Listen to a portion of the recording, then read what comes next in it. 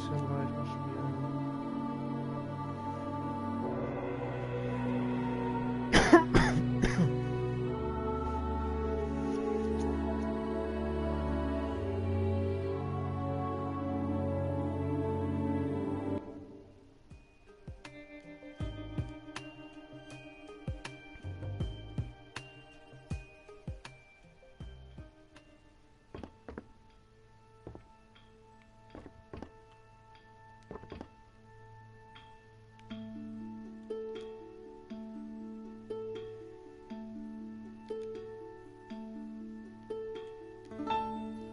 Denkst darüber nach, was John gerade gesagt hat, dass dein Vater alle möglichen Geheimbotschaften und Sachen versteckt hat und dann fällt es dir wieder The ein. key is to never forget the happiest years of your life.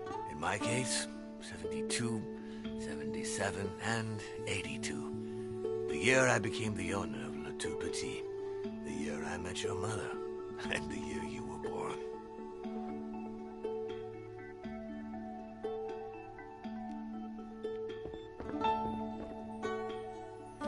Nein, ich habe nicht in eine Lösung geguckt. Ich habe mir von einem Freund, der das zurzeit auch spielt, er hatte nur gesagt, ich soll keine Gegenstände anwenden auf irgendwelchen Sachen, sondern mir Sachen einfach nochmal anschauen. Und ist das jetzt das Ergebnis davon?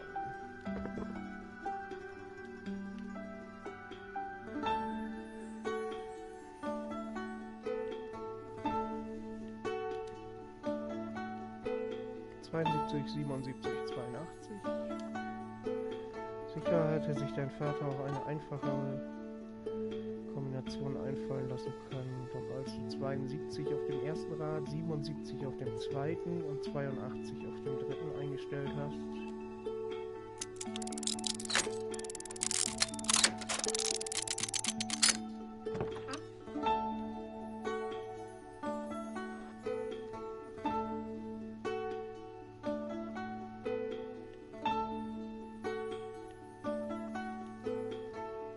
Papiere, die John braucht, um Baxter zu beweisen, dass die Skulptur echt ist.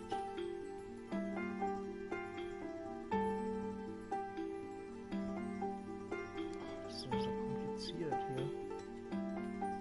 Ich kann die Mappe öffnen. Anscheinend nicht. Dann gebe ich sie wieder.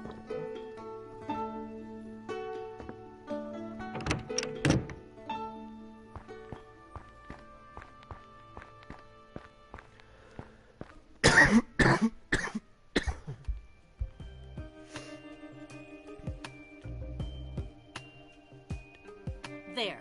I finally found the sculpture documents. Cool.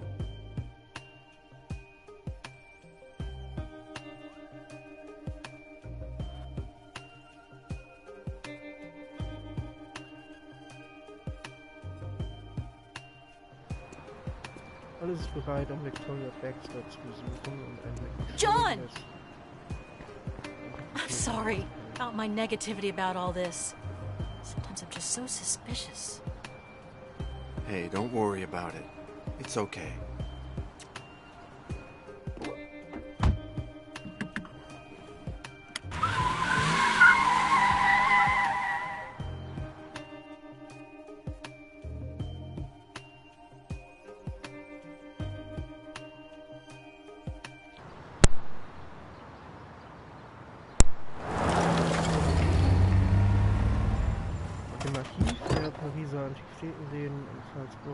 No, you should stay here.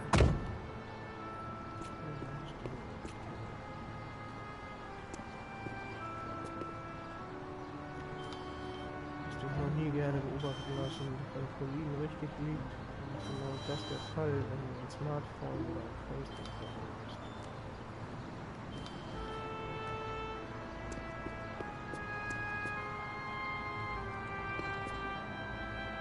Viertel von Saint-Germain-des-Prés im 6. Pariser Arrondissement. Die Straßen könnten nicht dunkler sein, wenn die nicht lampenfest wären.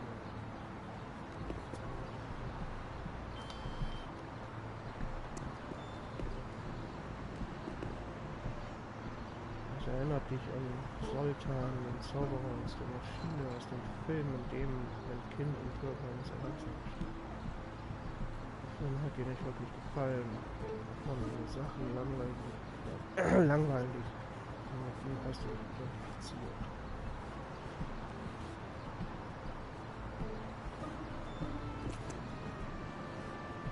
Boris hat Baxter in einem Interview gesagt, sie sei gerade erst nach Paris gezogen. Dieses B sieht so aus, als wäre es der Vaterland.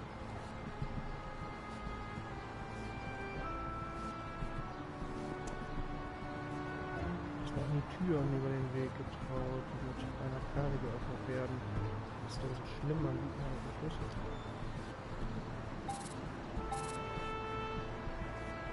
Sieht mir nicht nach da.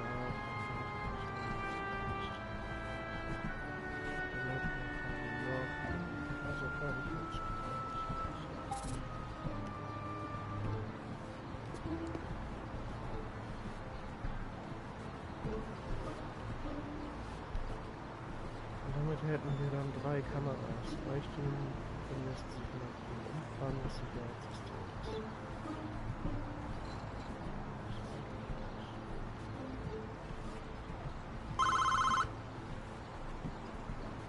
Baxter Mansion. How can I help you? Hi, I'm from Le Tout Petit's Antique, and I... Welcome, Mr. Latu. Do you have an appointment? Yes, we scheduled an appointment for me to come to tell you about a precious Neo carving. Wonderful. Wait 1 minute, please. Then ring again.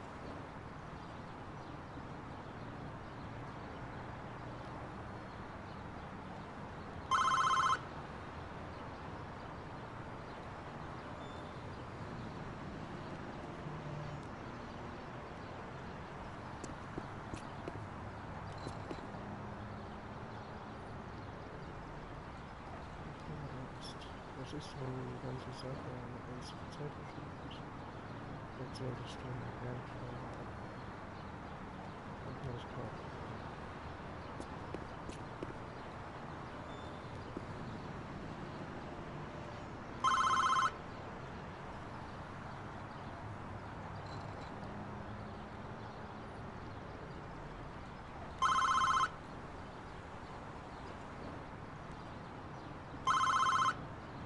Hätten das heraus ein Tausender Killer?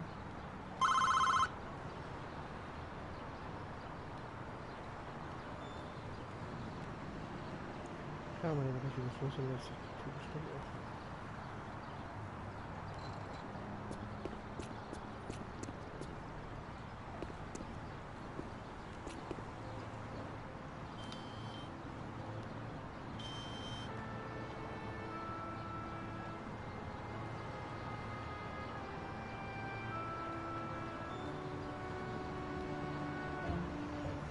Zertifikat für die Nähe und Papiere für den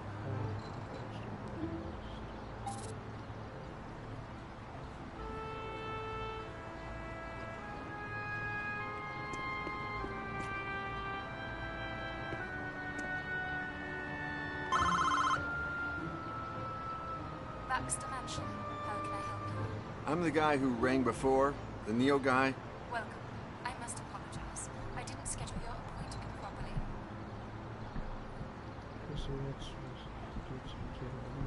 However, you have piqued her curiosity. Wait till the gates open and then park in the yard, will you?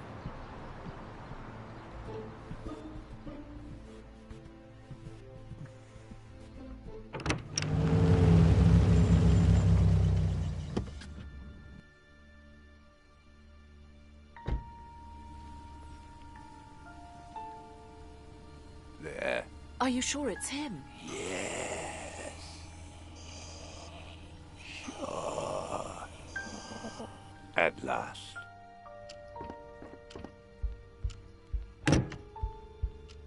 Hi. Please, come in. Here's my card. But there's no information on it. Don't worry, it's not activated yet, Mr. John Yesterday. An appropriate name for an antique dealer, isn't it? But I'm a historian too. Even better then. What do you specialize in? Satanism and sectarianism in the Middle Ages. No way. I just received the first copy of a book about a satanic sect in the Middle Ages. I can't show it to you yet, but it will make people talk. The writer is an American who, by the way, you're an American, aren't you? Yes, from New York. Not a bad place to be an antique dealer. The old world has a rich history, but doesn't seem to appreciate it so much. My beloved London, for example, it has lots of history, but it's often regarded more as a duty than a pleasure. You are absolutely right. However, I always ask myself... Sorry, Mr. Yesterday. We're not here to answer your questions, but mine. Why on earth am I wasting my time with you? Shit! So dieser plötzliche Stimmungswandel. Hast du gerade was falsch gemacht oder spinnt die einfach los? Und wie willst du die wieder für dich gewinnen? I have a little gift for you. Brilliant! You really know my taste. Many thanks. However, nobody's ever given me a present without asking me for something in return. Oh shit! Are you going to tell me what it is you want, Mr. Yesterday? Maybe you've heard I have a Neo by Unke. It's perfect and... Why can't I see it? Oh, sorry. Here are some photos of the sculpture and its authenticity documents. You think of everything. I like you. Please make yourself at home while I examine all this. You'll see the room is full of valuable pieces. Feel free to touch. You are, after all, a colleague.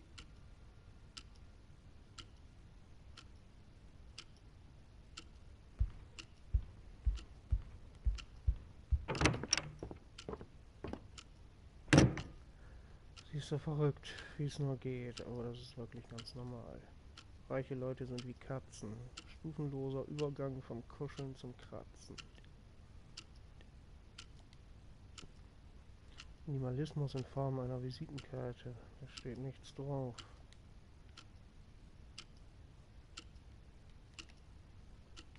Gut. Was war da? Dann könnte ein Buch sein. I just received the first copy of a book about a satanic sect in the Middle Ages. Du bist neugierig und zwar zu sehr.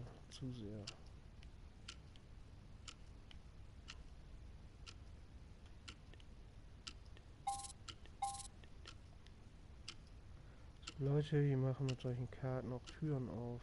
Und mit einem Umschlag.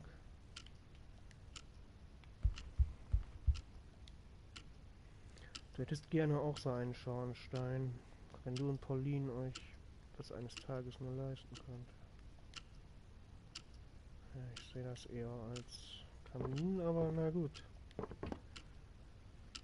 Im Winter, wenn die Nächte so kalt sind, dass die Touristen erfrieren, gehst du zur Notre Dame, um sie dir anzuschauen. Allein, wie in diesem Gemälde.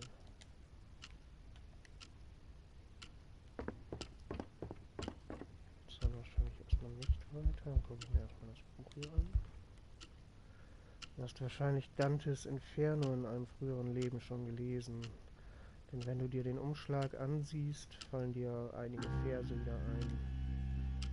Lasst die Irre eintreten, alle Hoffnung fahren.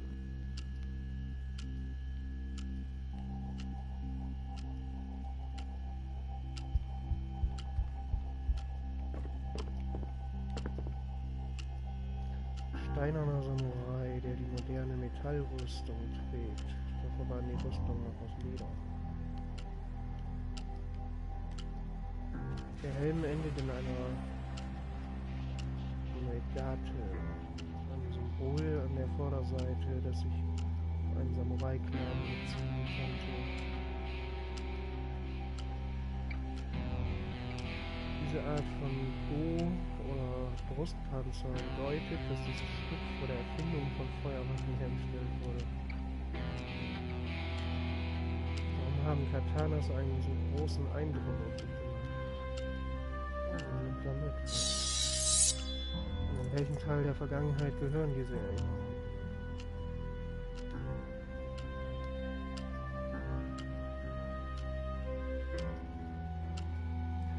Komplexer Adveture oder Schenkelsätze.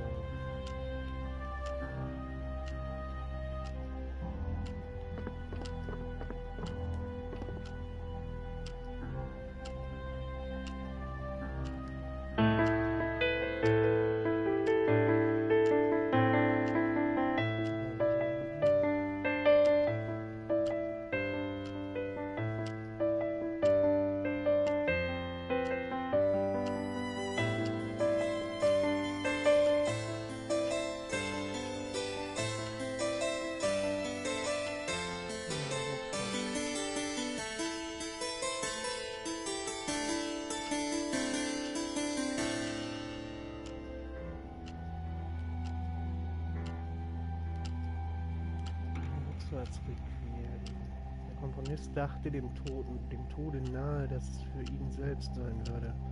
Er dachte, die namenlose Gestalt, die es in Auftrag gegeben hatte, sei der Herold seines eigenen Schicksals gewesen. Er hat dir das selbst im Fieber gesagt, als er nicht mehr... Moment. Ist Mozart getroffen? Wirklich?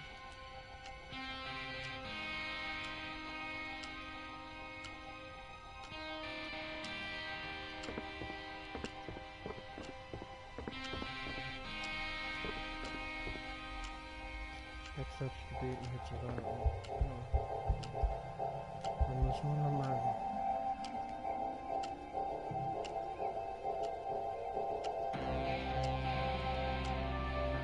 Ich muss den Umschlag öffnen, ohne es geschehen. Zuerst musst du sehen, ob etwas von Interesse daran ist, um ihn zu öffnen.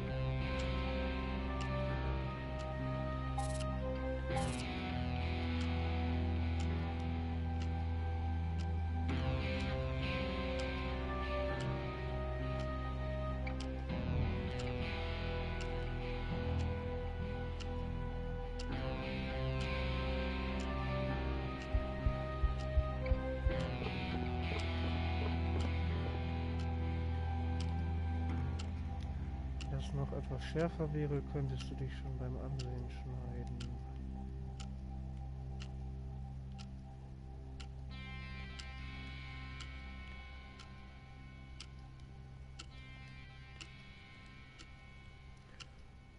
Schon mit leichtem Druck mit dem Katana zerschneiden.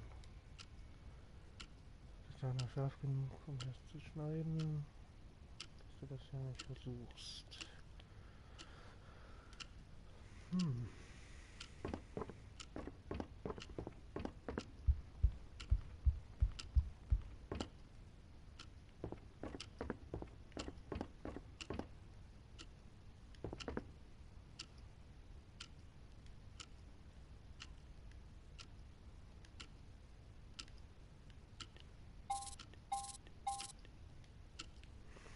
Ist nicht nötig. Das Feuer ist nicht an. Wir sind nicht in deinem Albtraum und hier ist auch kein Schwein angekettet. Na gut. Wenn das so ist.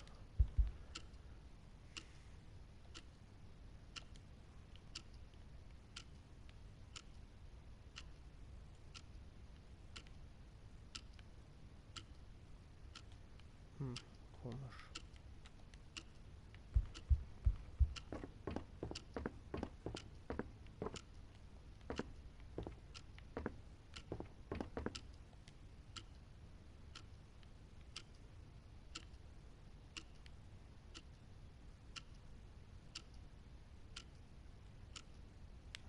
Da. Im Gegensatz zu anderen Klavieren, bei denen man die Saiten sieht, sind sie hier verborgen. Du nimmst an, dass sie nicht vollstauben sollen. Okay.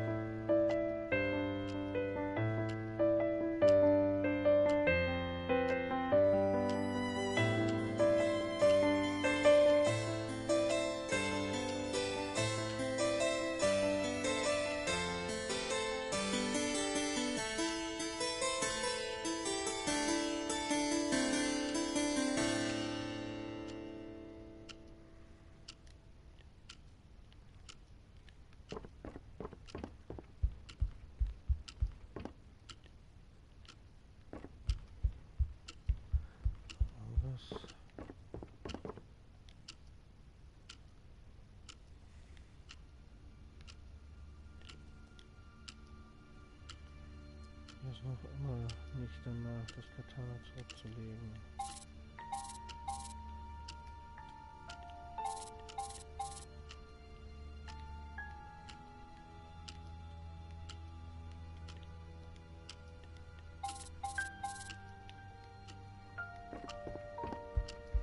Muss ich hier doch auch irgendwas machen können, oder nicht? Lasst die ihr eintretet, alle Hoffnung fahren.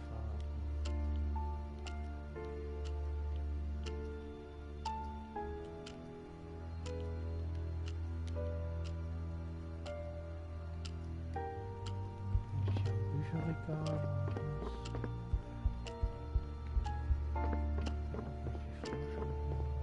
Ah, da ist doch noch was. Du bist es gewohnt, Kunstharz zu sehen, wie Pauline es zum Restaurieren von Antiquitäten verwendet. So etwas in seiner natürlichen Umgebung zu sehen, ist, als ob man ein ungebratenes Huhn mit Federn und dem ganzen anderen Kram sieht. Letzter mag dir erlaubt haben, Sachen anzufassen, doch du solltest die nicht alle dreckig machen.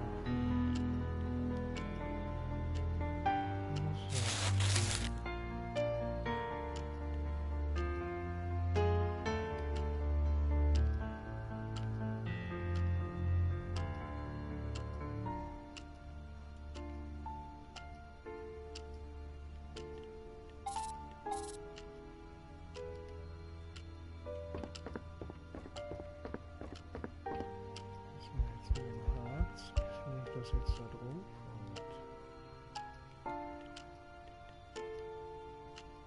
und das Kunstharz würde helfen, den Umschlag wieder zu verschließen. Oh. Den Umschlag öffnen, ohne ihn zu beschädigen. Tatsächlich musst du sehen, ob etwas von Interesse darin ist.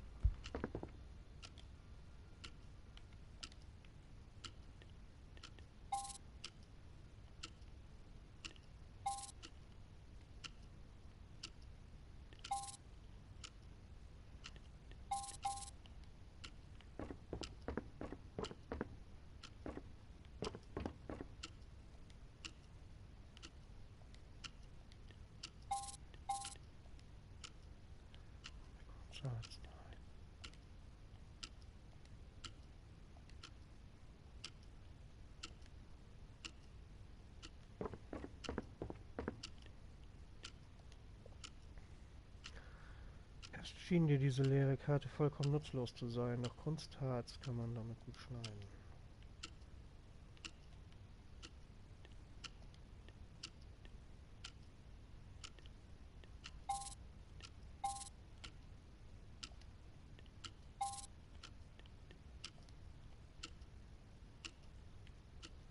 Das steht überhaupt nichts.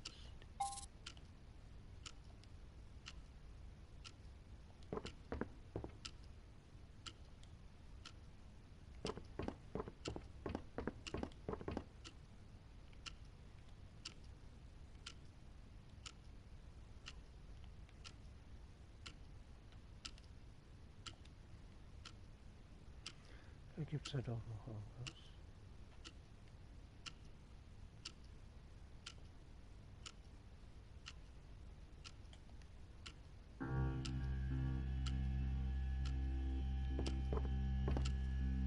Das ist hier noch eine Schau, die Flasche hier. Tragbarer Mikroschauerapparat.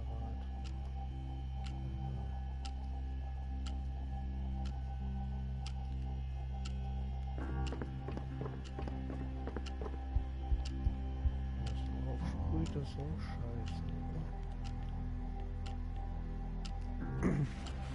Die Umschlagen ein wenig anfängt, das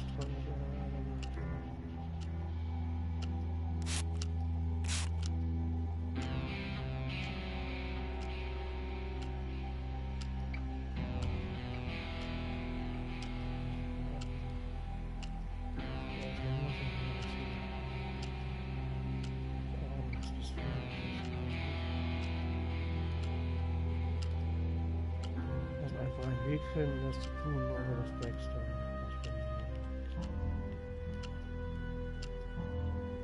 zu beschädigen. Jetzt bin er. Baxter darf nicht sehen, dass er offen ist. Jetzt zurückkommt.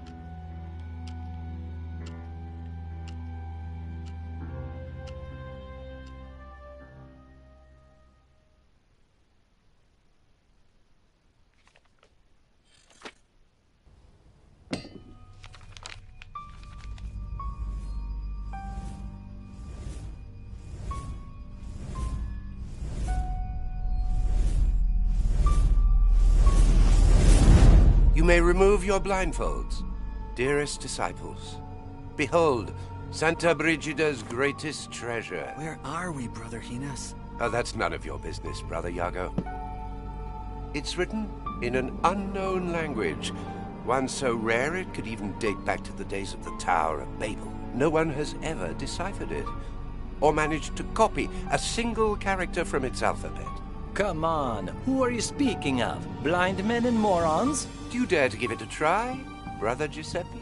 Hey, why does he get to go first? That's not fair. Let's see. I don't understand a thing. These symbols. I can't stop. I'm trapped by them. Oh no! My God, what's happening to me? Why? Iago! Iago!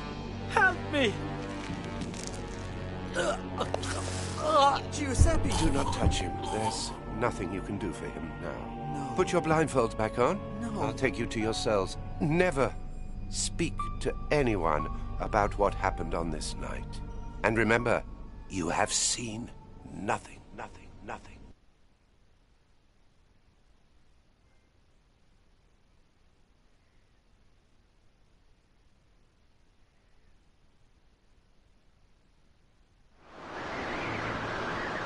Morgen erwacht in der heiligen Kloster von Santa Brigida. Mönche eilen hin und her zu ihren täglichen Verrichtungen. Alle außer dir. Giuseppe, das Buch Giuseppe. Das Buch Giuseppe. Warum? Zur Hölle mit der Arbeit. Du beschließt, dass du nicht aufgeben willst. Bis du die geheime Bibliothek finden und dir das Buch ansehen wirst. Sollte dich der Tod ereilen, während du es liest, so sei es.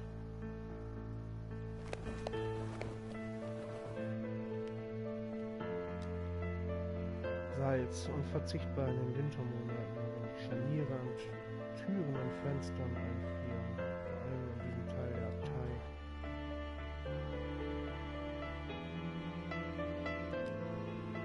Papier, das zweitbeliebteste Gut unter den Kopisten der Abtei. Novizen wie du haben keinen Zugang zum kostbarsten dieser Geschätze im Besitztum, Tinte.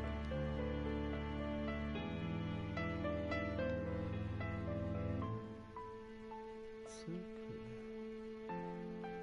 Das jetzt auch nicht mitnehmen.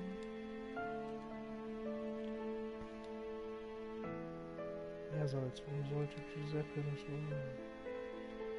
Warum nicht? Du würdest deinen Rosenkranz verwerten, dass der Kompassbruder Ezekiel gehört und Giuseppe sich ihn für einen seiner Streiche geborgt hat.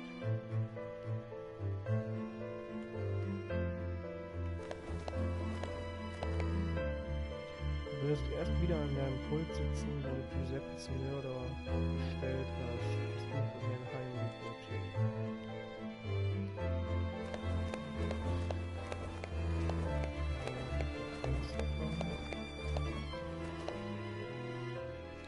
Die Augenbinde, die du letzte Nacht auf dem Weg zur geheimen Bibliothek getragen hast. Ein seltsames Gefühl übermannt dich. Plötzlich hast du Angst, es zu berühren. Du nimmst deinen ganzen Mut zusammen und in dem Moment, in dem du es berührst, schleicht sich wie vom Teufel selbst herbeigeschworen der kleine Mann aus deinen Albträumen in deinem Kopf.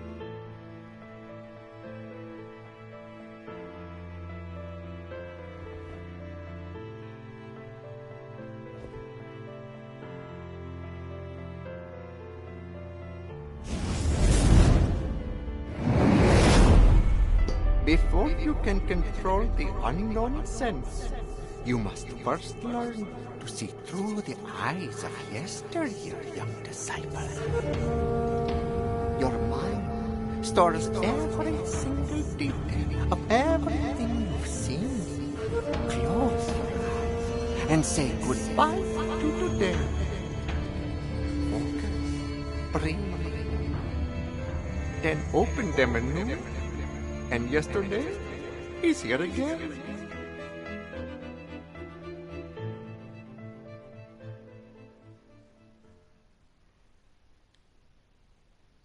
Einige eigenartige Mönche.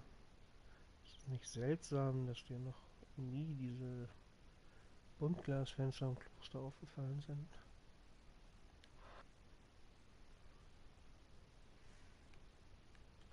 Und dennoch weißt du, dass du das Gebäude nie verlassen hast.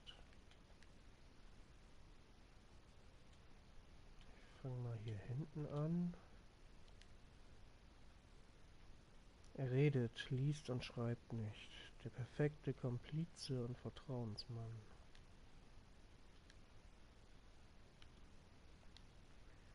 Ein blindes Auge, oder auch nicht. Giuseppe hat ihn mal von der Seite verspottet, weil er dachte, er könnte ihn nicht sehen. Ursus hat ihn an der Gurgel gepackt, in die Luft gehoben, gegrunzt und schließlich wieder losgelassen. Giuseppes Hals sah noch Monate danach wie der eines Gehängten aus.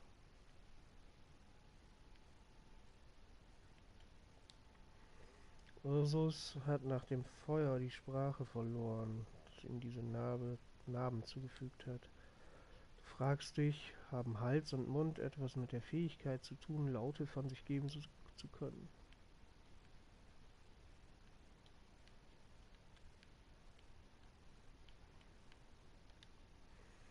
Ohne seinen Rosenkranz geht er nirgendwo hin. Du fragst dich, was er ihm wohl bedeutet.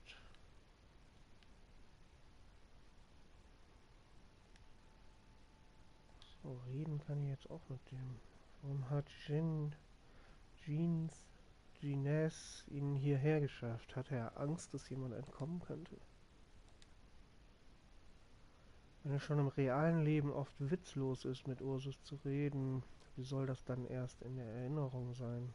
Nicht wahr, werter Ursus?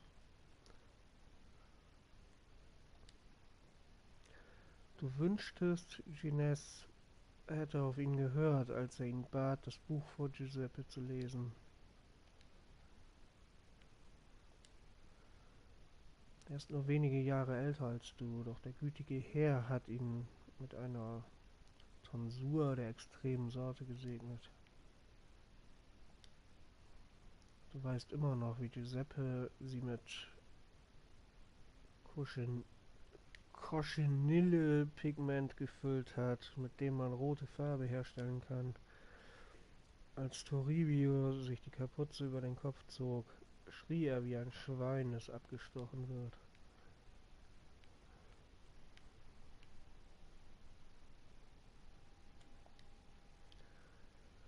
Botillo. Die iberische Delikatesse besteht aus Schweinegedärmen, die mit allerlei Fleisch gefüllt und mit Bindfäden verschlossen werden. 5 Sekunden nachdem Giuseppe zum ersten Mal von diesem Gericht gehört hatte, besaß Toribio auch schon einen neuen Spitznamen. Eine Robe, die so makellos ist wie alles, was Toribio sein eigen nennt. Oh, da ist was an der... Oh, wurde der mal gekreuzigt, wa? Jawohl. Oder muss ich ein bisschen höher gehen?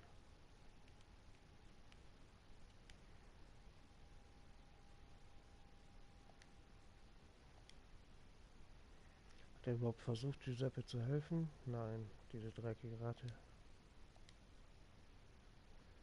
Möglichkeit hätte es Toribio reinen Wein einzuschenken. Was würdest du ihm sagen?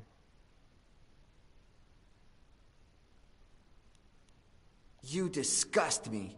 You're a clueless, tattletale, brown nose who doesn't understand what he copies. And it's not just the books.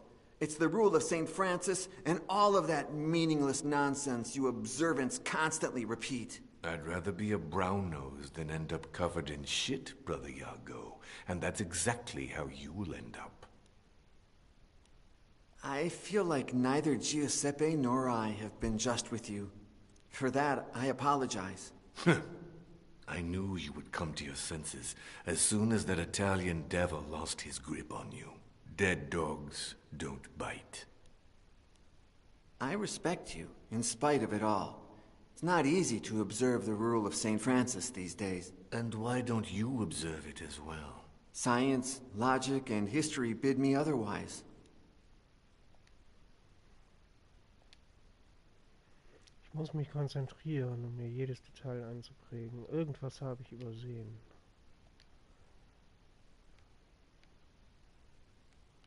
So, es geht noch nach oben. Das sichtbare Zeichen deines ersten klerikalen Ranges, der Beginn deines Weges zum sazerdotalen Orden. Nach der Franziskusregel darf die Kapuze nicht so groß sein, dass sie das Antlitz verdeckt. Wenn du bei diesem frostigen Wetter nach draußen müsstest, wärst du dankbar, wenn es diese Regel nicht gäbe. Vermutlich.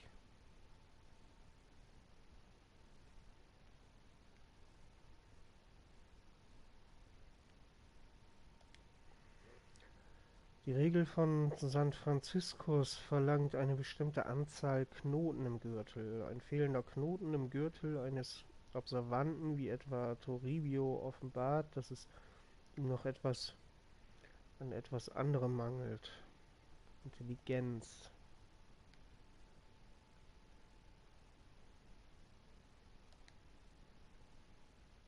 Ich kann mit mir selbst reden. Manchmal würdest du gerne zu dir selbst sagen: Not only do you understand languages, you're also aided by demons like that painted old man that sometimes appears before you. If you really want to know who you are, you must first accept this. You are Satan's son. So what do I do? Should I devour a live goat? Sacrifice virgins? Kill myself to return to the hell whence I came? No. I must follow Hines' plan, whatever that may be. Hines wants you to follow Satan's path, but you believe in the righteous God. You must observe the rule of St. Francis. I would, but I'm afraid I'm prey to the same sin as Brother Hines, the sin that led Adam to eat from the tree of knowledge and condemn mankind. I want to know. Dark times are upon us. Giuseppe's death is only the beginning. Flee Santa Brigida and never look back. And leave Hines behind? He saved me. He gave me a new life, books, brothers. I can't do that. Also ich weiß nicht, ob das richtig ist, alle drei zu nehmen oder lieber nicht. Was haben wir denn da noch? Wenn du dich auf den hinteren Teil der Bibliothek konzentrierst, ist in der Ferne eine Melodie.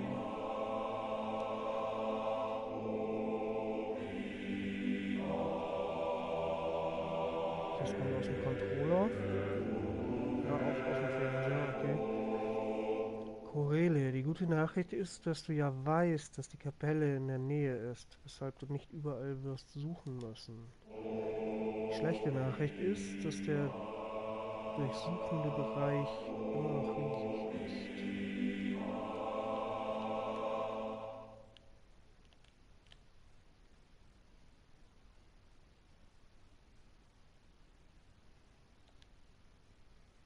Wirst du Giuseppe jemals wiedersehen? Ja, ein langsam Verblassen in Erinnerungen wie dieser. Also ich weiß nicht, ob das richtig ist, immer alle drei Antworten zu wählen, aber ich mache es einfach trotzdem.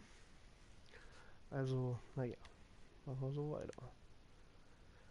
Wie gehabt, wie gehabt. Es war Bruder Diego, der zu ihm sagte: Gebärde dich nur weiter wie ein Dämon und die Inquisition wird noch dieses Muttermal untersuchen. Giuseppe selbst hat einmal gesagt, die Kutte eines Kanos eigne sich bestens, um etwas zu verbergen, das nicht entdeckt werden soll.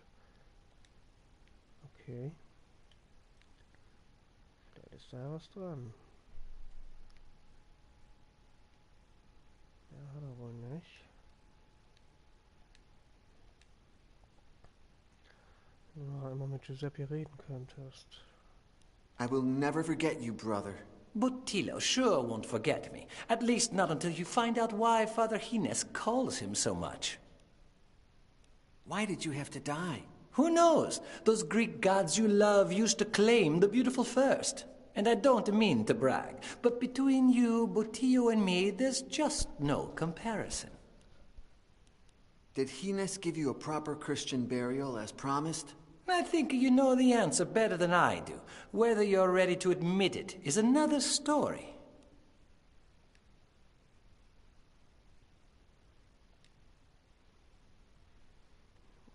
Gines de Orbuna, dein Lehrmeister und Tutor. Ja, der sieht auch nicht gerade freundlich aus, ne? Dunkle Ringe unter seinen Augen zeugen von seiner Liebe zum Lesen. Ob du in einigen Jahren wohl auch welche haben wirst? Ihn lässt sich die Kapuze nicht angucken.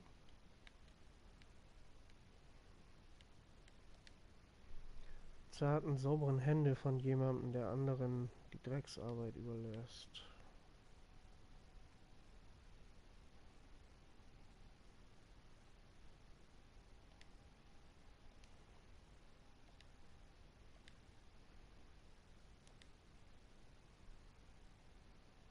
When the Inquisition captured me, you found the dead body of my friend Alonzo, whose recently deceased corpse could pass as my own. Isn't that too much of a coincidence? I believe you have reached your own conclusion.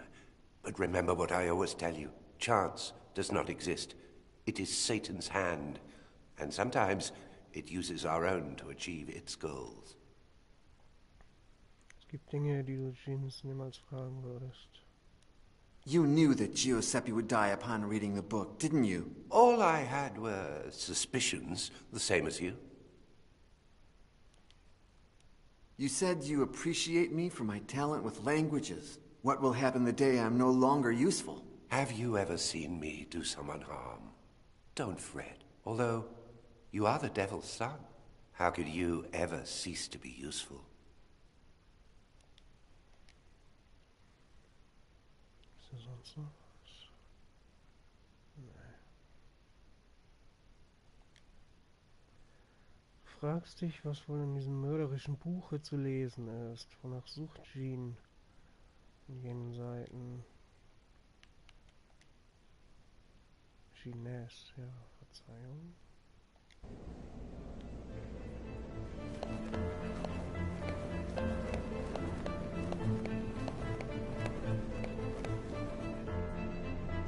Vor 2 Nächten noch an einer wiederkehrenden Albträume bis in das Skriptorium gegangen, um zu sehen, wie Giuseppe gerade von den Lampen kommt. Shh, don't tell a soul.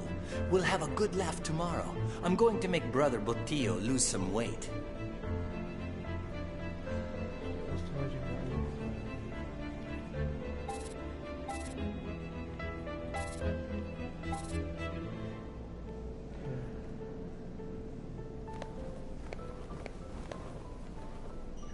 Was ist denn das da auf Giuseppes Brot?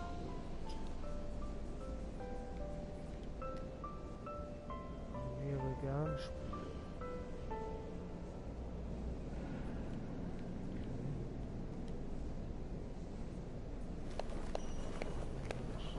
Nah, the other day, when Brother Botillo was sleeping and Hines was not in his study, I snuck in through this window. It's a bit risky and not an easy feat. But oh, the pleasure that comes from knowing that I could steal something from our superior, if I so desired.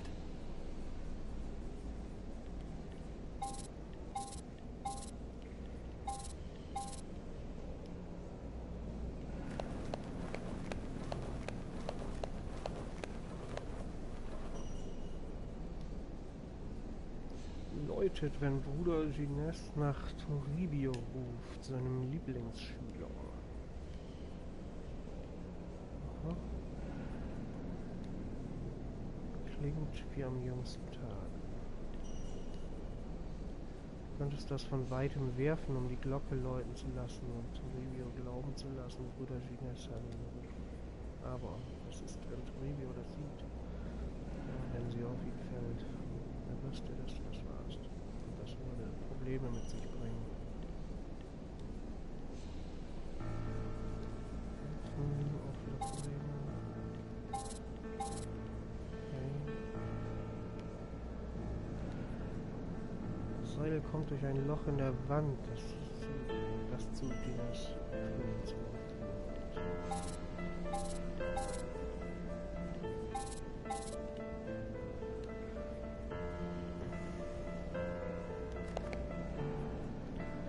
Nur Toribio, Gines Lieblingskopist, darf die Bücher dort auf den Regalen anrühren.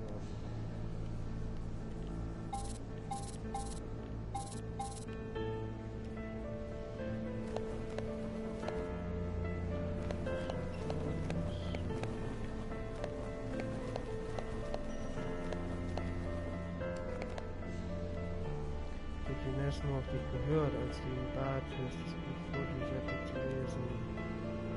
Bruder Toribio war zufällig Handlanger im Skriptorium, freiwillig zur Wand und augenfällig am Arsch.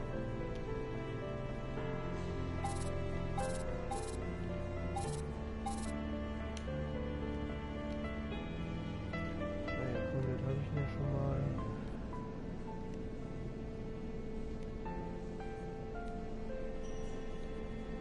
Say, Toribio?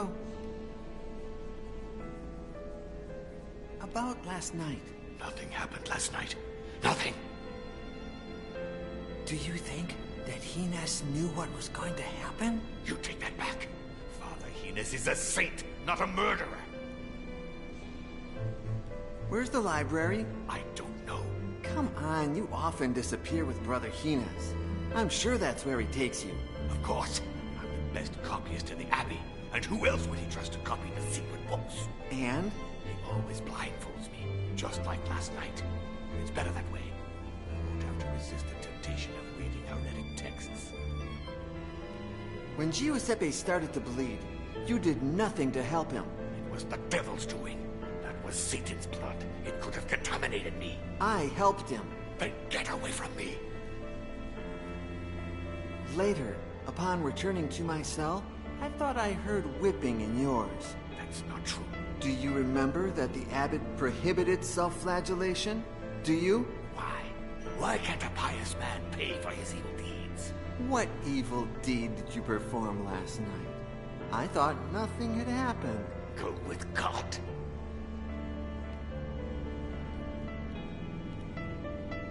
About last night. Nothing happened. What do you think happened exactly? Didn't I tell you already? It was the devil's doing. He has possessed that book. I thought the devil specialized in possessing people. Are you really that naive? He can possess the very air you breathe. I heard that about 2 years ago, in a village far away, the devil possessed a hog so that it would devour the son of a noble. That's amazing. What are you copying? A text lacking in righteousness. Hortensius by Cicero.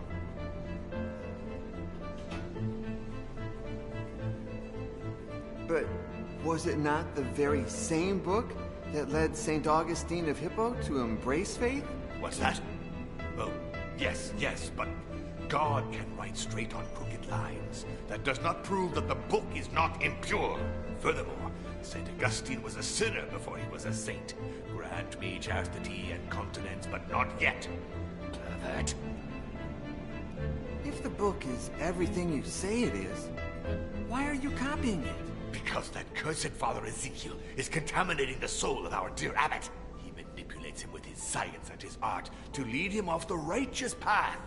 I wouldn't rule out the use of magic either.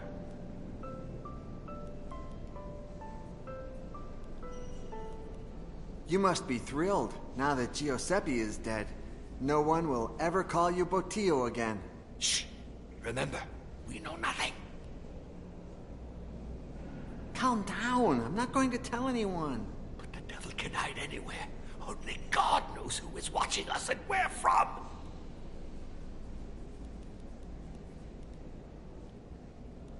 You must be thrilled now that Gio... Shh!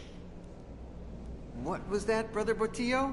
I can't hear you. You're acting just like him. I expected more out of you. May I take some books from the shelf? Absolutely not. It's time to write, not to read.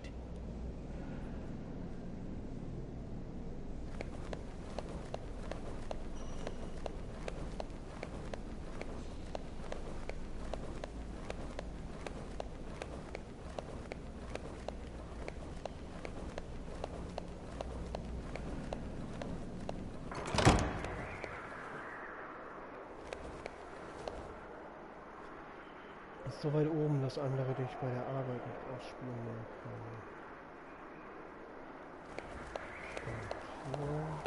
Kerzen.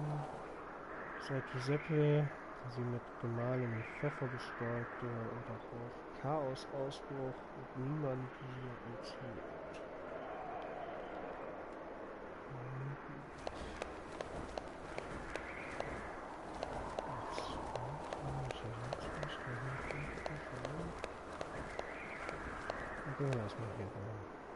May I come in, Father Hines? My door is always open to you, Brother Iago. Als du dich ihm näherst, fällt dir etwas auf. Der Schlüssel, den Gines gestern Nacht bei sich hatte, bevor er die Augen verband.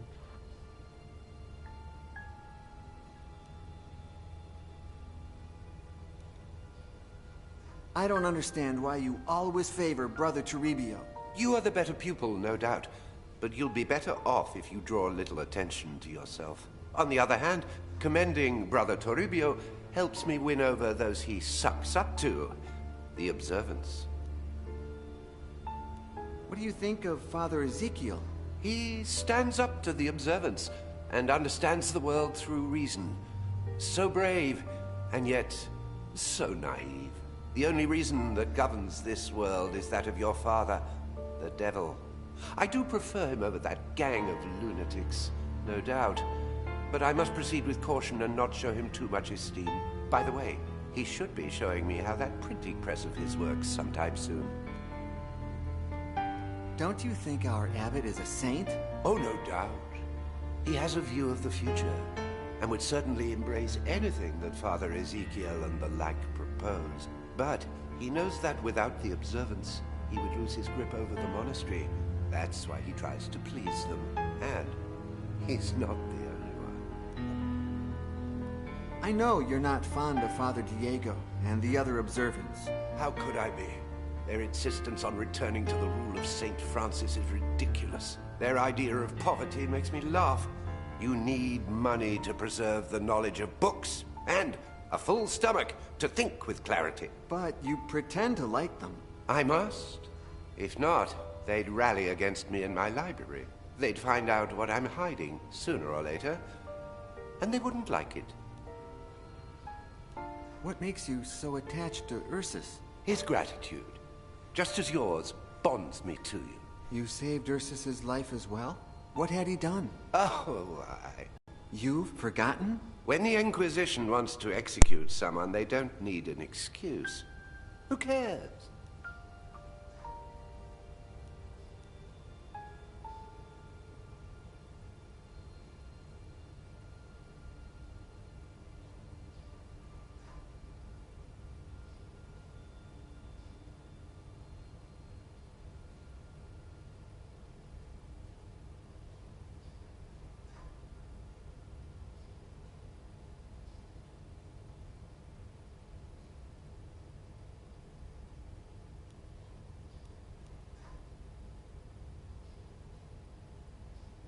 Do you know anything about my father? Yes. He rebelled against God and turned into Satan. He stayed in the shadows for centuries, but one day he will rise. I'm talking about my human father. The Duke of Fuentenegra. You don't have a human father. I don't follow. In order to avoid further problems with the Inquisition, the Duke confessed that you weren't his son. Years before, an old man who claimed to be a messenger of the King of Naples spent a night at your father's estate. The next morning, he had disappeared, leaving behind all of his belongings. His clothes were lying on the bed, covered in blood. And among the clothes and blood, they found a happy and healthy baby. You. The Duke, who hadn't managed to conceive an heir or bastard, kept quiet and gave you his family name. And no one ever heard from that old man again. It was all the devil's doing, no doubt. An act of your true father. You have denied it countless times, but what if the Inquisition is still looking for me? The plan worked perfectly, Iago. My name is Miguel. Your name is whatever I say it is. Miguel de Fuentenegra was devoured by a diabolical pig in that dungeon 3 years ago. That's what the Inquisition believes, and I can't think of a better story.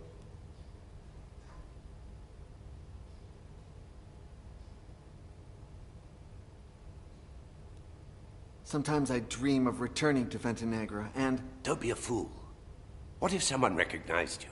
As I've said before, I didn't give you a new life for you to throw it away in vain. Your place is here, at least until we decipher that book. When you saved me, you were already master copyist of Santa Brigida. And Fuentenegra is more than 20 days away. How did you find out about me? One of my most grateful pupils is now a scribe of the Holy Office. He knows of my commitment to understanding ancient books, unknown languages, and lost knowledge. When the Inquisition set their sights on you, he contacted me. I left immediately and arrived just in time to save you.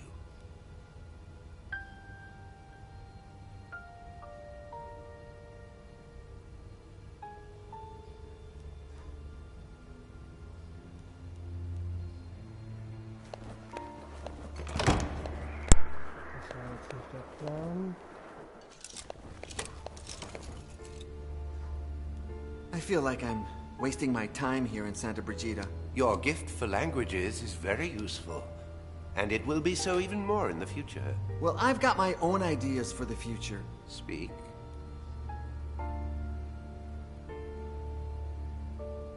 You know how much I enjoy ancient mythology. Maybe I could focus on writing about it, like... The fact that I allow you to read certain books does not mean you can flaunt this knowledge. Anyone who speaks of pagan myths will automatically become a target of the Inquisition. Do you wish to go through that again? Or do you have any better ideas?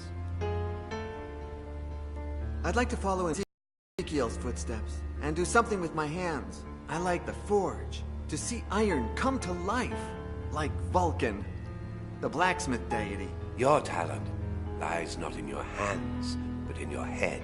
I will not let you put it to waste. Any other ideas? Since I understand all languages, maybe I could be a missionary and evangelize the Americas. What part of I am Satan's son have you not yet understood? Any other ideas? Listen to me. You are the devil's son. There's nothing you can do about it. Make the most of the gift he's given you. But how? His is the book that killed Giuseppe. Perhaps, when you decipher it, we won't have to hide anymore. Then why don't you let me give it a shot? I must first test it on other subjects. I can't risk losing you.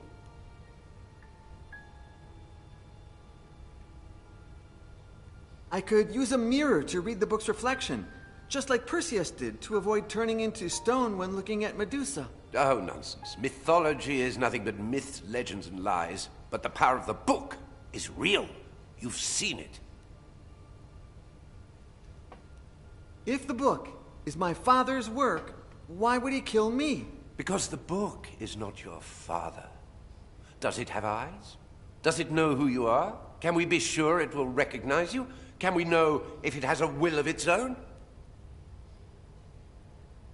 Well, I'm willing to take that risk. I would protect you with my own life. If you want to risk your own, you'll have to do it over my dead body.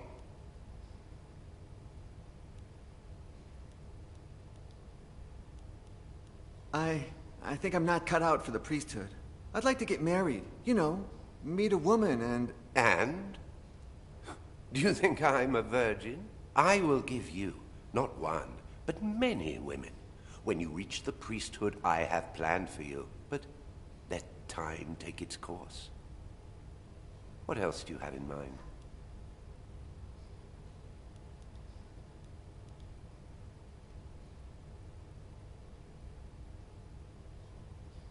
You said you would grant Giuseppe a Christian burial. Have you done so already? Ursus took care of it before the morning prayers. Don't worry about it. I'll pray for him. Don't waste your prayers. Keep them for you and for me. But send them to your father, Satan. Beg him to grant us the ability to read that book. Ich habe das Gefühl, dass er eher ein Satanist sein möchte. Ja. Where were we last night? It's best if you don't know. Why? You are my most prized possession. I don't want to lose you. What if I had read the book? Would you have left me to die? Not in the slightest. I wanted you to see the power of the book, but you're not ready yet. What if Toribio had read the book? That coward! He would never have even tried. I only took him to incriminate him. I was afraid he'd badmouth me to the observants. Now he won't dare. The book has a Y on its cover. What does it mean? I don't know, Brother Yago. My name is Miguel. Yago is only the name you gave me after helping me escape the Inquisition. It starts with a Y. Don't jump to conclusions.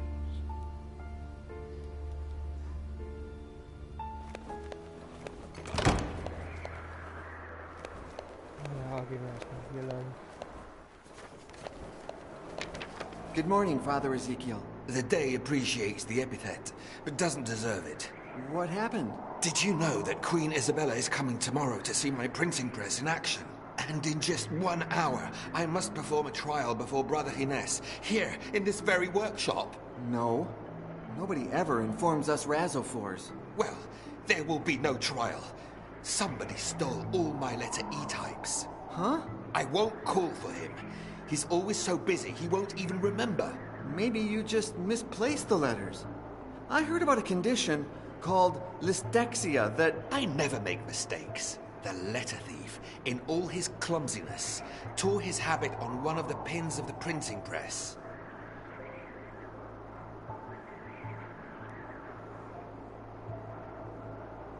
You said they stole all letters except one, right? Yes. One was stuck in the mold and I haven't had the time to pull it out. Here, in case it helps you find the rest.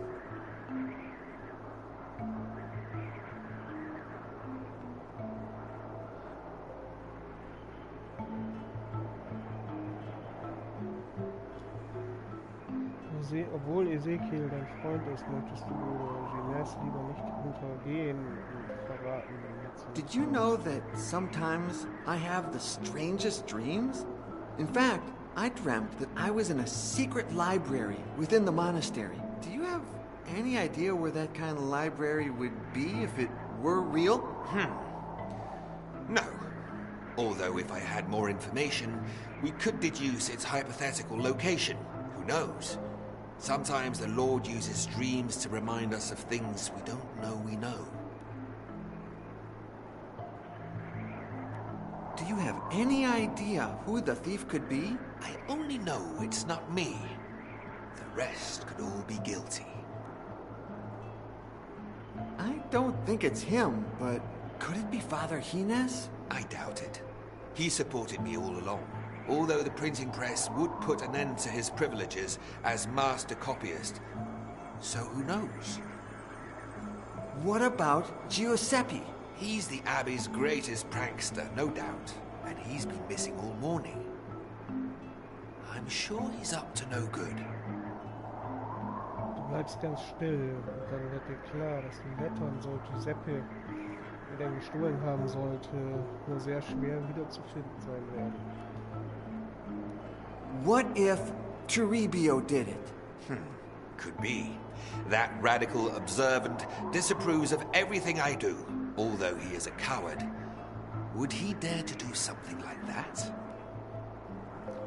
What if this is lay brother Ursus's doing? He would only do such a thing following Brother Gines's instructions. Poor Ursus. It's as if someone had removed his free will. I suppose Father Remigio is above all suspicion. It's not easy for our prior, caught between those radical observants and the knowledge that progress is good for the community. If it was him, rough times await us all. What if I did it? Okay. Act like you're confessing. Father Ezekiel, I confess. I stole all your letters. Brother Iago, you're as bad at acting as you are noble in spirit. Father Diego can't stand you. Another fanatic.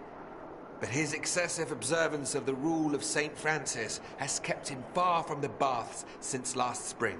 My workshop would still reek of his nauseating stench.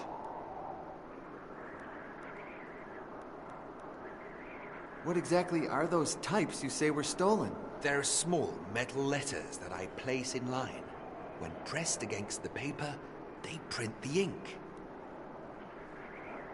You could try writing without the letter E. I could write an entire book. Oh, yeah? Please start. Thank God Almighty for visitors arriving on this day at the Holy Catholic Sanctum that is Santa Brigida. Ha! You said the. How did you get Her Majesty to visit the Abbey? Ever since my friend Johannes invented it, the printing press has enchanted nobles and commoners alike, and the Queen is no exception. Being aware of this fact, and after receiving approval from our abbot, I sent her a missive stating that Santa Brigida housed the first printing press in Spain. Now I wish I'd never had the nerve. Why do you want to test it with Father Gines? As master copyist, he must approve quality of all printed materials. But that won't happen now. The meeting is in less than an hour, and I don't have letters E. I won't call for him. He's always so busy, he won't even remember. How did you get a printing press? The inventor, my friend Johannes, sent it to me. I worked with him during my European travels years ago. He was going to send it to Segovia, but I convinced him by saying I would make the most of it, that I would show it to important people, which won't happen tomorrow if the Queen arrives and I print Isabella and Ferdinand, monarchs of Spain.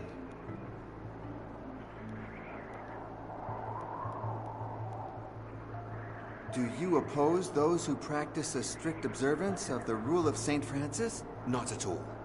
They are the ones who oppose common sense, which is the tool our good Lord gave man to aid in his survival. Diego, Toribio, and all of those loonies want to take us back into the Dark Ages. We're in the 15th century, for crying out loud. You are a man of science. Isn't that somehow at odds with faith? Science is the study of divine creation. How could it be at odds with faith? What is at odds with almost everything is human understanding that never manages to grasp the meaning of our good Lord or his creation. That's what science is for, to enlighten our understanding and bring us closer to God. Is Father Gines closer to you or to the observance? It's hard to say. On the one hand, he helps me with my research. On the other, he praises useless fanatics like Toribio. But Father Gines is an intelligent man. I'm sure he knows what he's doing.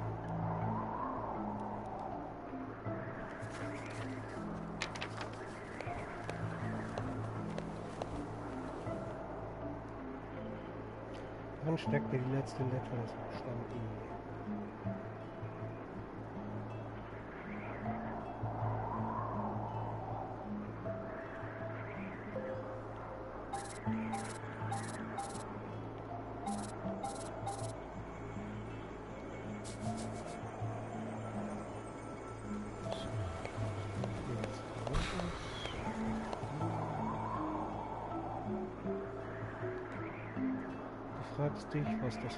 That is a periscope, invented by my friend Johannes and yours truly.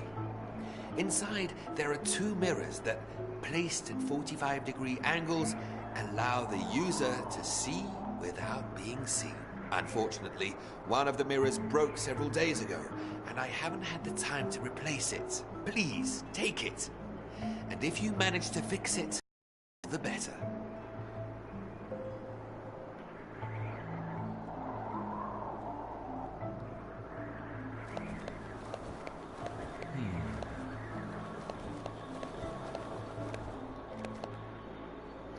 Kalter Luftzug kommt von dem Fenster. Seltsam, dass Ezekiel sich keine Lösung hat einfallen lassen.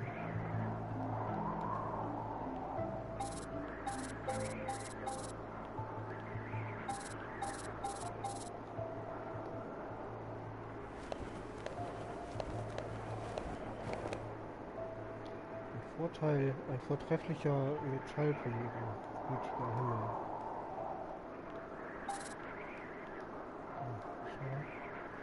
Der Kompass ist auch so schon schlafen. Was soll das denn bringen, Holz zu polieren? Diese Schleifsteine sind von Metall gemacht.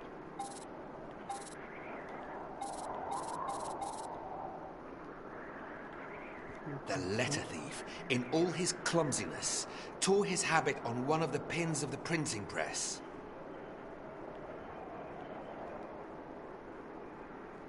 Jeunesse bewahrt den Schlüssel zur geheimen Bibliothek in einer Spur des Pultes in seinem Studienzimmer.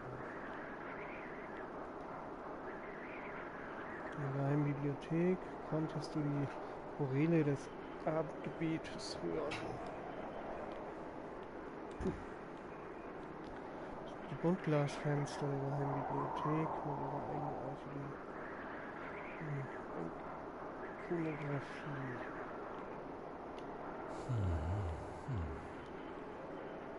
Damit konntest du sehen, ohne gesehen zu werden, wenn nicht ein Spiegel fehlen würde. Das erscheint hier. Du schaust dir die Sache ganz genau mit dem Periskop an. Sicher eine interessante Erfahrung, doch du entdeckst aber nichts.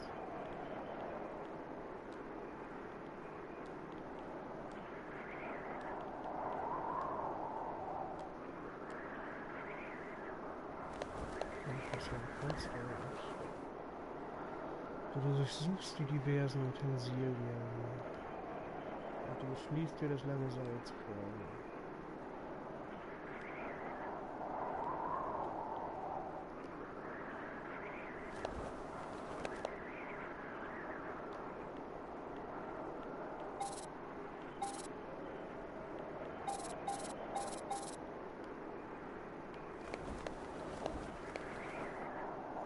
Oder Ezekiels Werkbank. Von allen Werkzeugen auf der Werkzeugbank entscheidest du dich für den Teil.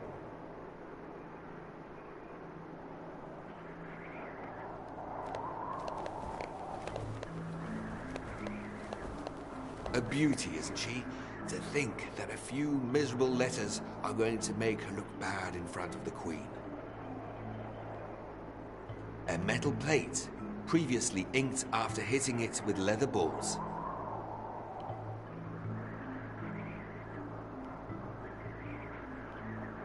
That's where the types or letters go.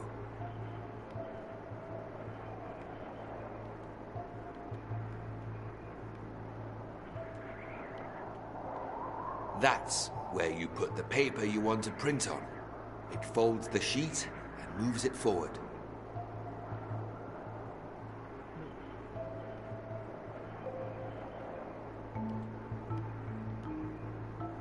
Wenn du den Hebel ziehst, senkt sich der mittlere Teil hinab. Das Blatt Papier ist zwischen den Lettern und der Tinte eingeklemmt, wodurch dann der Druck entsteht.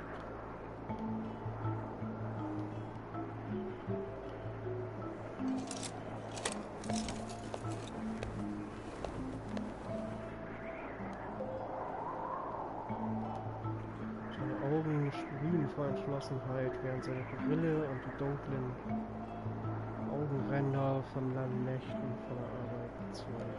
Welche Brille? Einen Moment mal, warum trägt er denn nicht seine Brille? Okay. Sommer und Winter lässt Bruder Ezekiel sich die Haare wachsen, sodass seine Tonsur verschwindet. Er sagt, der Herr habe ihm folgenden Gedanken in den Kopf gesetzt. Wenn ich mir wegen einer absurden Regel das Hirn durchfrieren lasse, dann verlasse ich nur den Pfad, den er für mich erkoren hat. Ja, sonst. Und sein Gürtel ist nichts Nützlicheres als das Werkzeug, das er dir bereits gelegt hat. Seine Händen.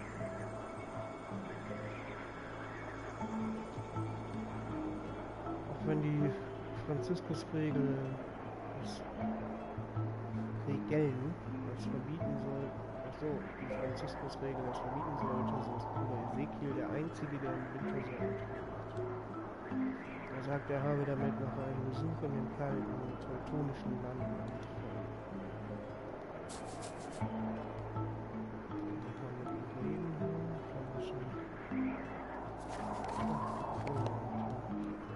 I think it's the first time I see you working without your specs. That's my fault. When I saw that the letters E were missing, I searched the entire workshop. I was so nervous that I accidentally tossed them out the window.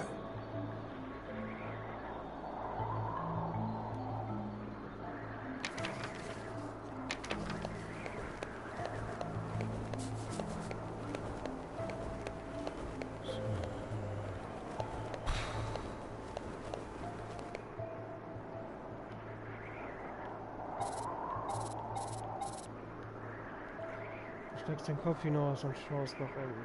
Ja, du kannst die Brille sehen. Nimmst du das Seil um die Teil hier und...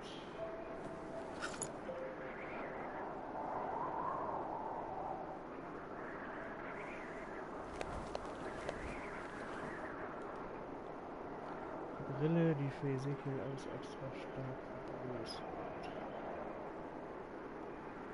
Kann ich die hier nehmen? Ein Blick durch die Brille enthüllt dir nichts, was nicht auch so schon zu sehen gewesen wäre.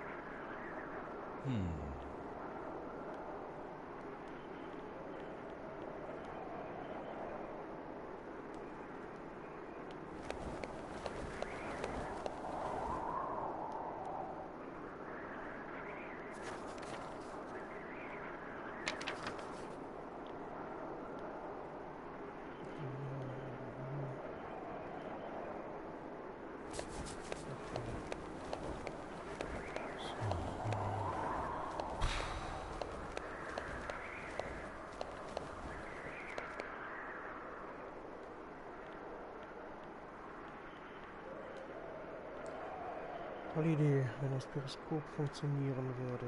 Ja.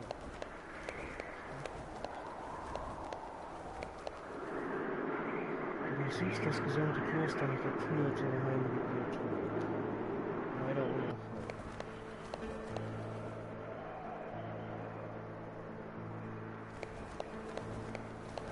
Gibt's hier noch mal was?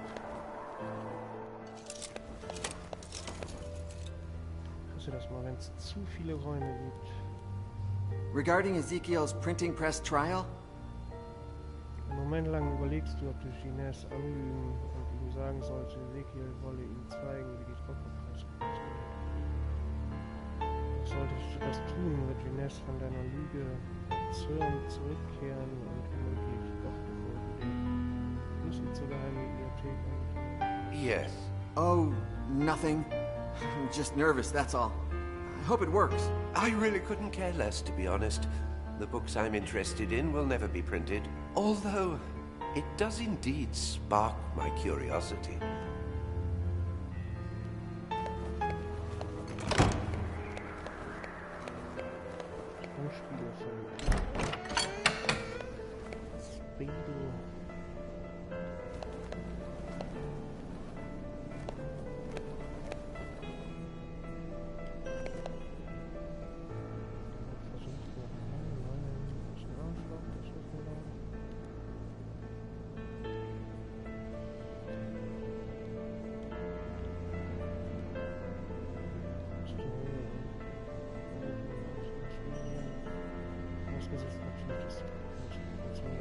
erste gute Informationen. Du kannst die Review von der Halle aus spielen.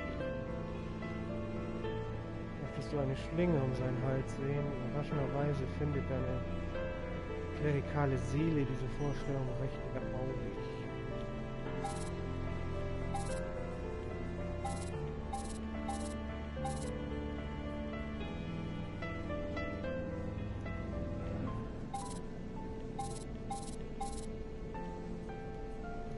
Konnten, vielleicht fehlt ihm auch ein Stück. Ja.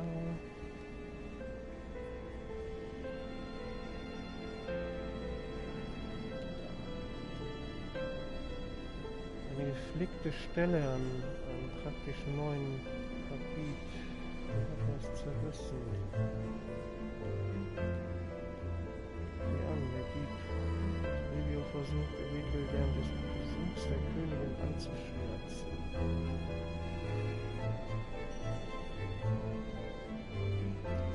Schlägst es dir aus dem Kopf, ihn direkt zur Rede zu stellen. Wenn er nicht weiß, dass du es weißt, wird er leicht nur zu manipulieren sein.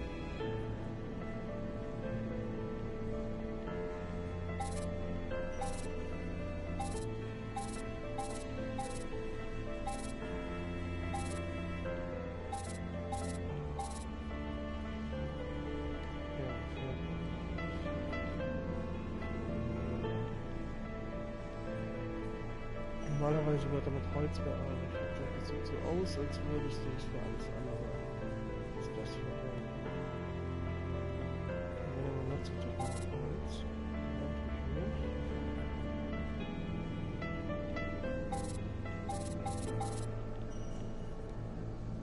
Du schiebst eine der abgeschrägten Kanten zwischen Form und Letter, setzt den Beitel ins Hebel ein und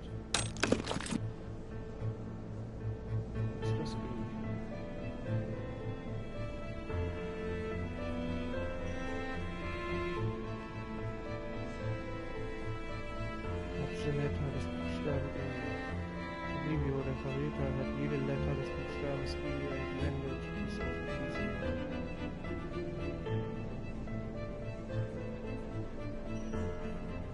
Okay. War doch irgendwas.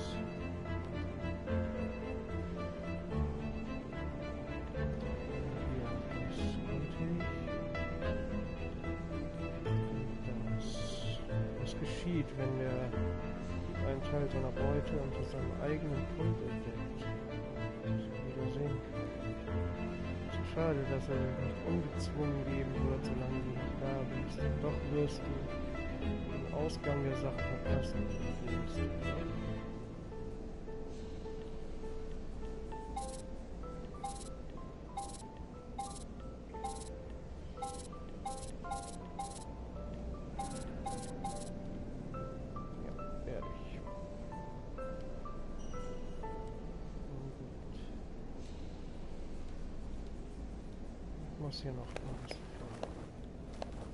Now, the other day, when Brother Botilla was sleeping and Hines was not in his study, I snuck in through this window.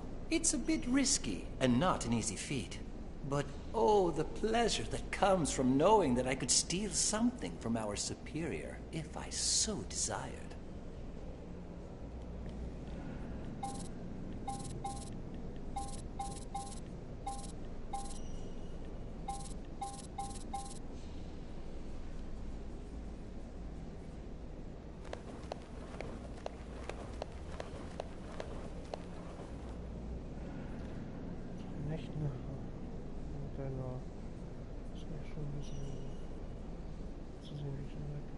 Shh, don't tell a soul. We'll have a good laugh tomorrow. I'm going to make Brother Botillo lose some weight.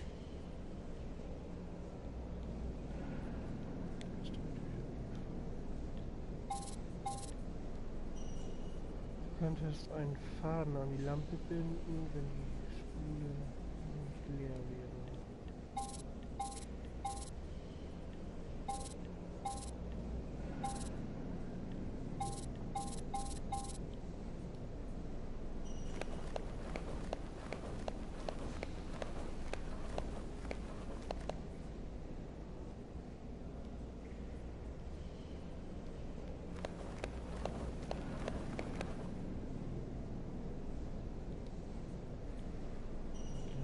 Papier bringen, doch er braucht das gar nicht. Gestohlen worden, Letter.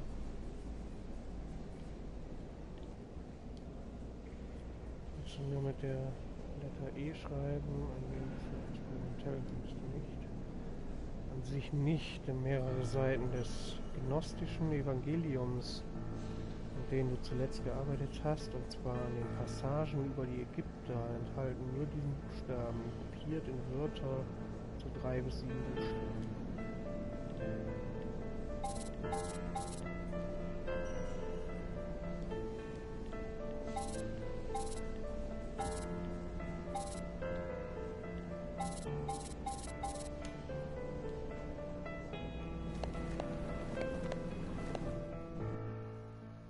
Hier auch nochmal wieder hingehen. Ich kann nochmal mit den Leuten quatschen, oder was? Mit ihm kann ich ja nicht reden.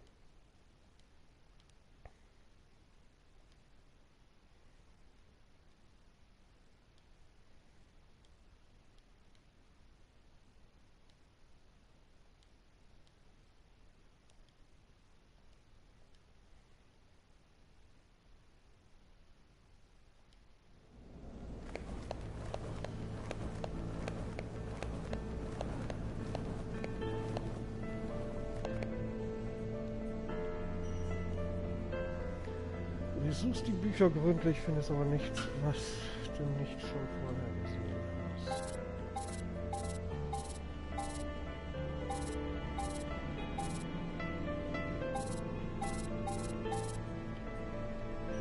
Nein, geh erstmal wieder zurück.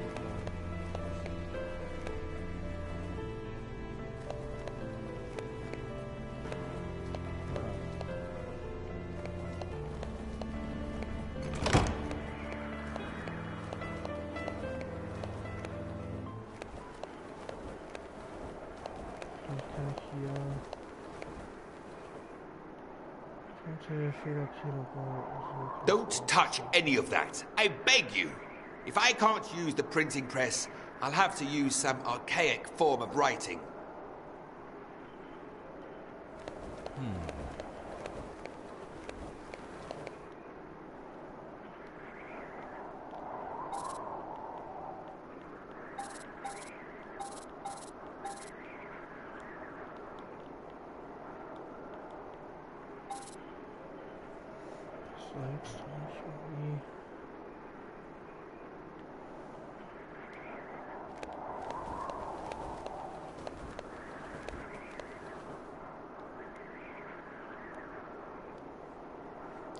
Dass du zweimal auf der Fassade sollst. Wenn du uns nicht alles erzählst, was du herausgefunden hast, wird Toribio wissen, was du ihm verraten hast. Und wird dir das Leben zur Hölle machen. Solltest du Lettern besser anfangen.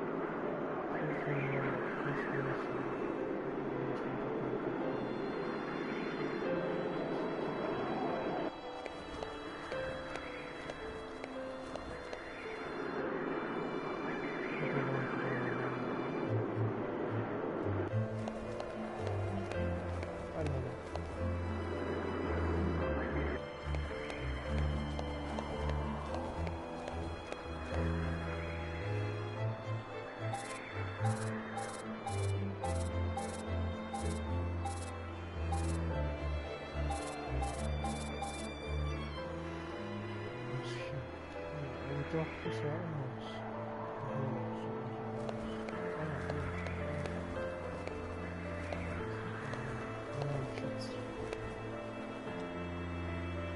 Heinrich III., genannt der Kränkliche, geboren in Burgos, König von Kastilien, Kirchenvater etwas mehr als christliche Pietät. I für Enrique, der spanische Schreibweise von Heinrich, und sich ausprobieren. aber keine.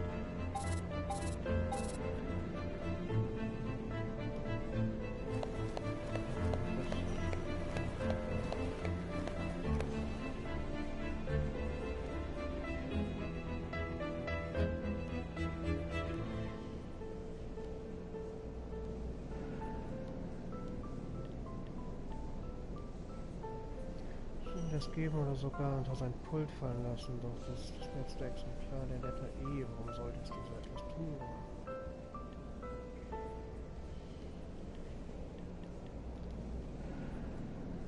Wenn der Krieg einen Teil seiner Beute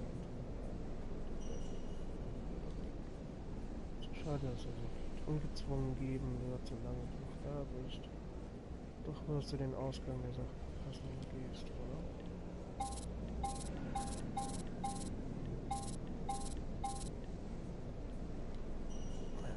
Noch mal was anderes ausprobieren, ja. Ich jetzt das Ding nehme.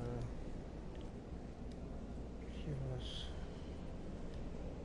ausmachen.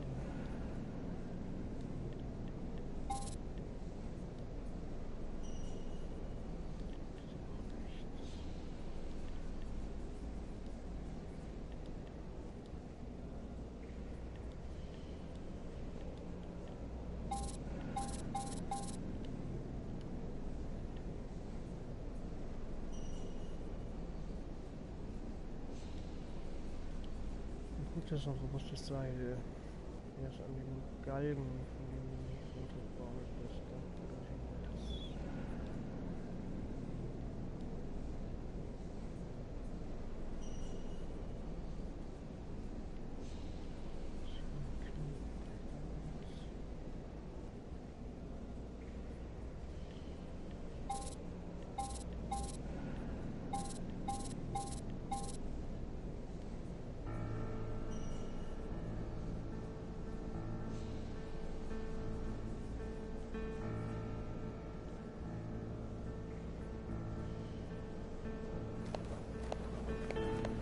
Yeah, the other day, it's a bit...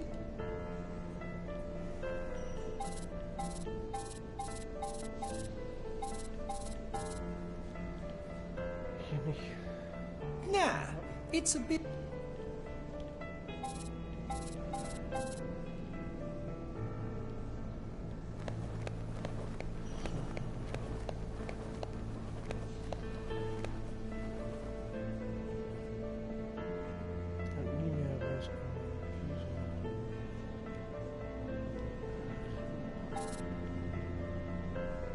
Mit Hilfe der Brille suchst du holt noch irgendetwas ab und du was.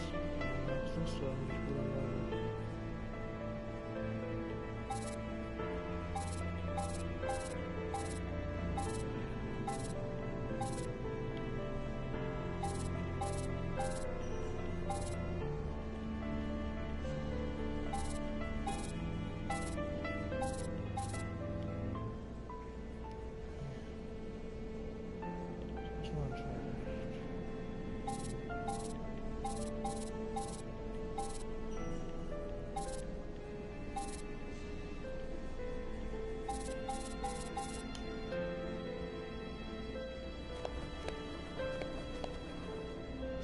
Don't...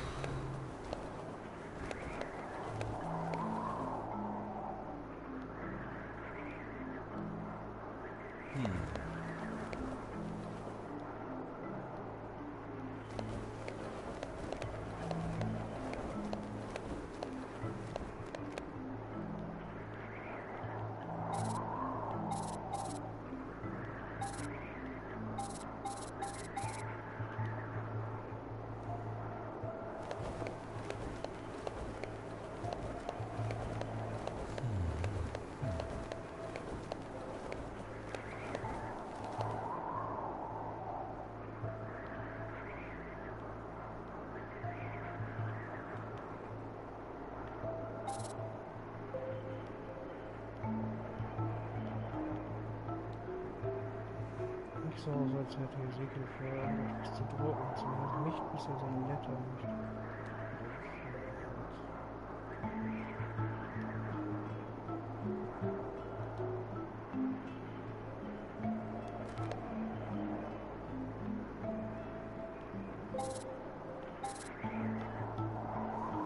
Ezekiel denkt einen Moment lang nach und streicht sich durch den Bart. Er murmelt mehrere Theorien vor sich hin, kann sich aber auf keinen Ort festlegen. Er braucht noch einen Hinweis.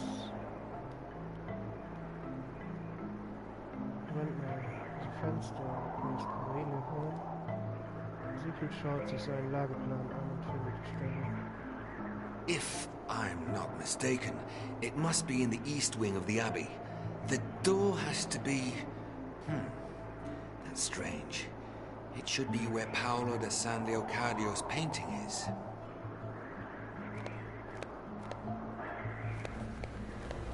Sie hat recht, das ist keine Tür, aber doch. Schauen wir uns erstmal an.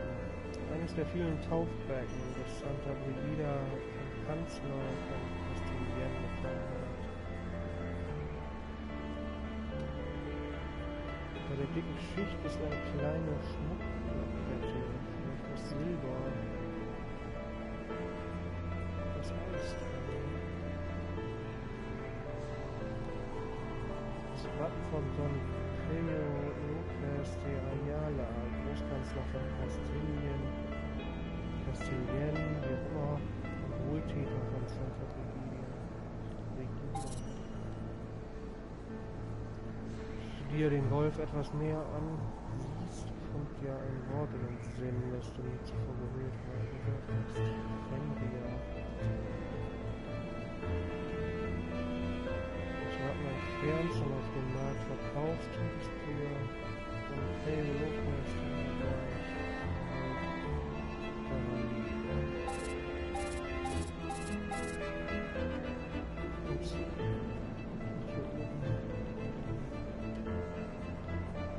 das Eis mit den Beißen.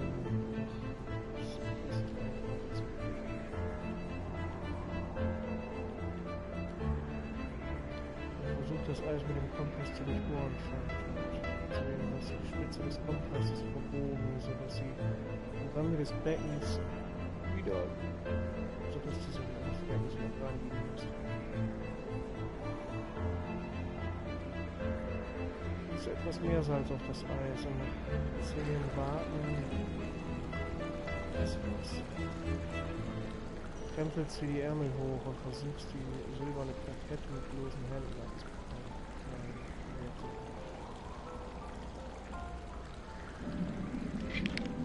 Beide gelingt die Plakette zu lösen.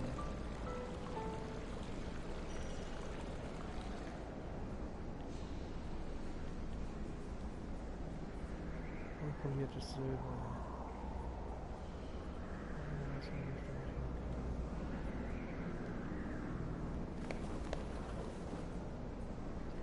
Ketten, wie alle Ketten, auf die du dich konzentrieren kannst, erinnern dich an deinen Kurzaufenthalt bei der Inquisition.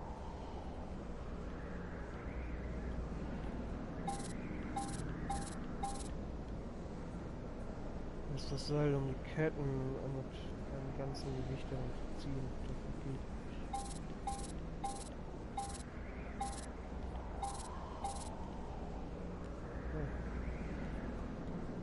You know why I'm in a monastery? I sanded down the handle of a torch holder at my father's house and split the wood in two, but used molasses to hold it together. When one of father's concubines put a torch in it, the torch holder broke. And the torch fell onto her. She survived, but never again did father wish to lie with her.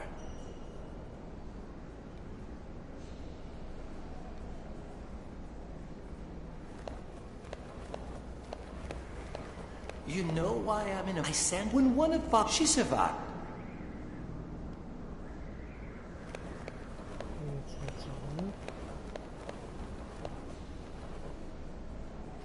Tor zur Hölle, gemalt von Paolo da San Leocadio. Das sieht wie die Fänge eines gigantischen Leviathans aus. Erinnerst dich an einen deiner liebsten Verse aus Dantes Inferno, den du erst kürzlich gelesen hast? Lasst, die ihr eintretet, alle Hoffnung fahren. Nur eine kleine Metallplakette. Steckst das scharfe Ende des Kompasses zwischen die Plakette und das Gemälde und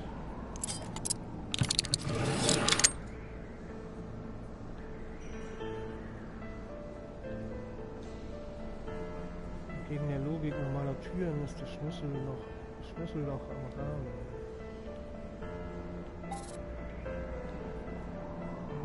Wohl dir deine bisherigen Erfahrungen sagen, dass dieser Kompass Schlüssellöcher aus dem Nichts erscheinen lassen kann. Sich wenden lassen.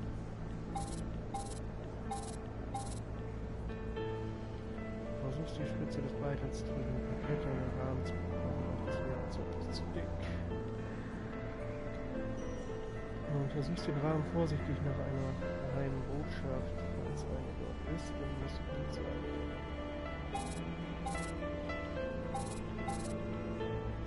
Noch ein bisschen höher.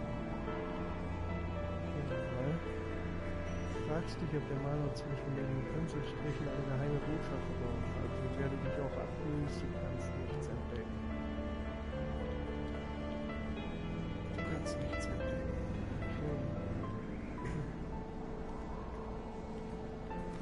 Hier erstmal weg. Dann durch in die Schule.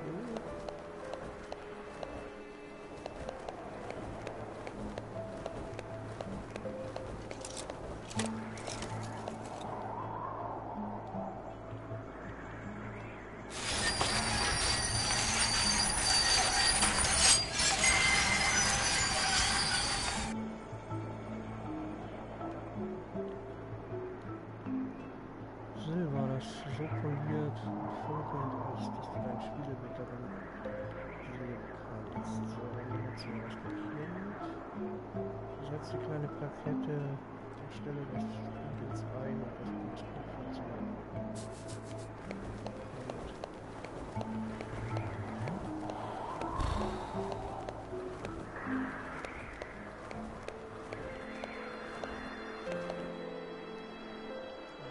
Testen hier. Perfekt, du kannst Toribio von hier aus nachspionieren. Du bringst ihn dazu, dir zu zeigen, wo er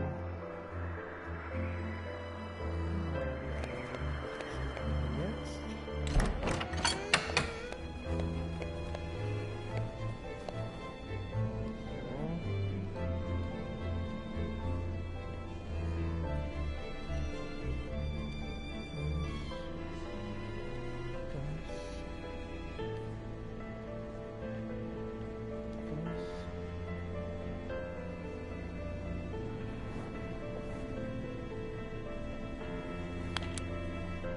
You dropped something, Brother Toribio.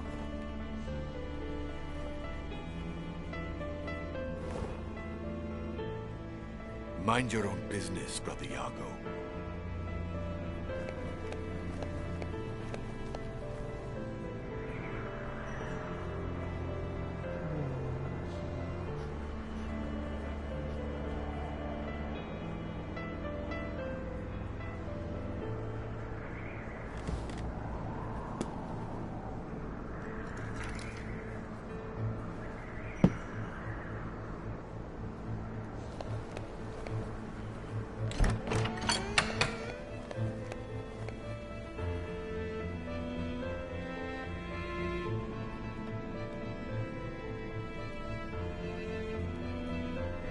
I've seen you staring at the painting of the gates of hell a few times.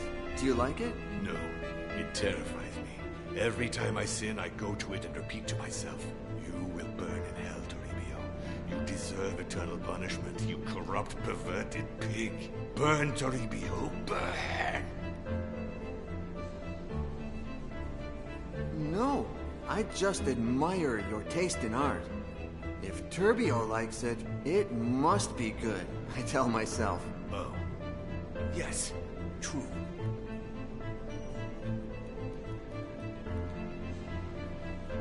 I I've seen you No, you will burn. Burn, Tori. Me? I'm interested in the same thing you are. Each time you sin, I say, you will burn in hell. You corrupt, perverted pig. Burn, Botillo, burn. Giuseppe's demon lives in you. Say one more atrocity and I'll tell the abbot.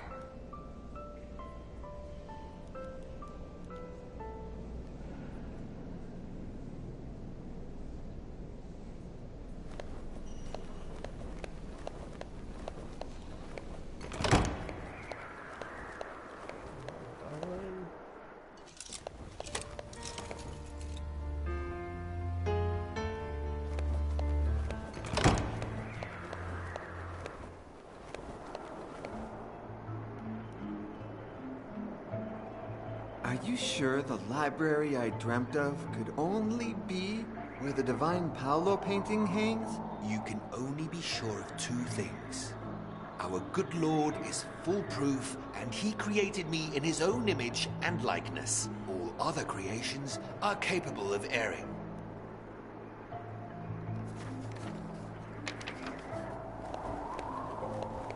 Jetzt weiß ich, wo die Lettern sind. Jetzt muss ich ihn da irgendwie aus dem Auge kriegen.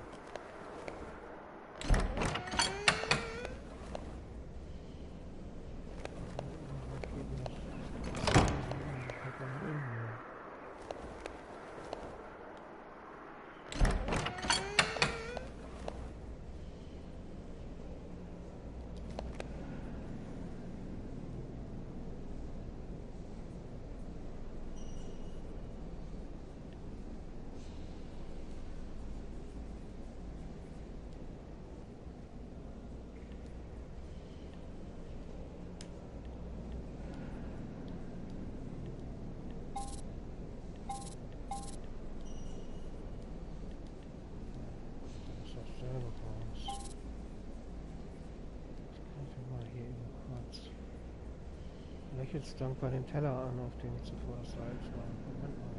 Man sollte stets nur dem Herrn danken, nicht einem Teller. Kann ich den auch irgendwie probieren? Ja, anscheinend sowieso nicht sein.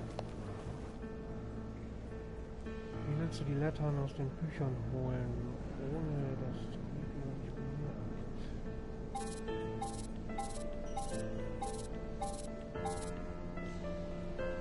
Du suchst die Bücher gründlich, findest aber nichts, was du nicht schon vorher gesehen hast.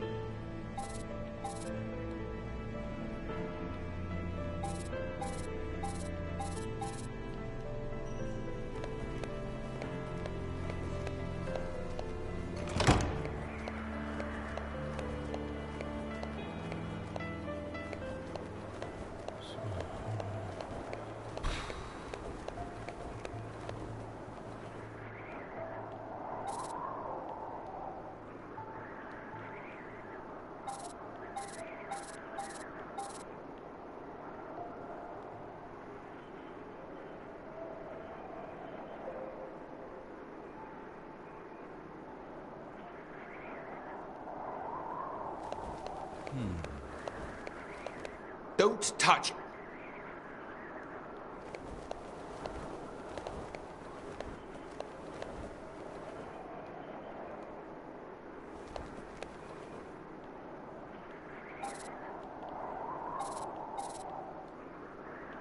I gave that spool to Brother Giuseppe. A very fine, almost invisible, yet resistant thread. It must have had about 10 meters left when I gave it to him, but it seems he used it up.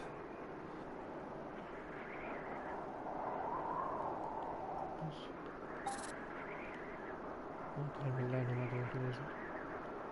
Ezekiel hat gesagt, du kannst alles in seinen Setzt dazu verwenden, gestohlene Blätter wieder zu beschaffen. Also ist jetzt nicht die Zeit, um seine Sachen zurückzugeben.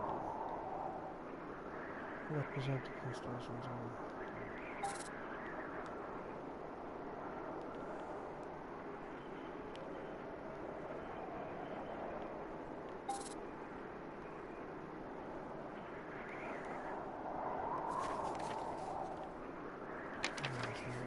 I gave that spool to Brother Giuseppe.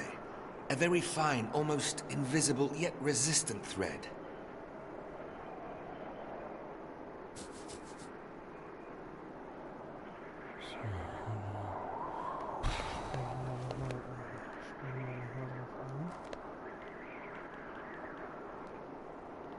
I gave that spool. It must have had about 10 meters left when I gave it to him, but it seems he used it up.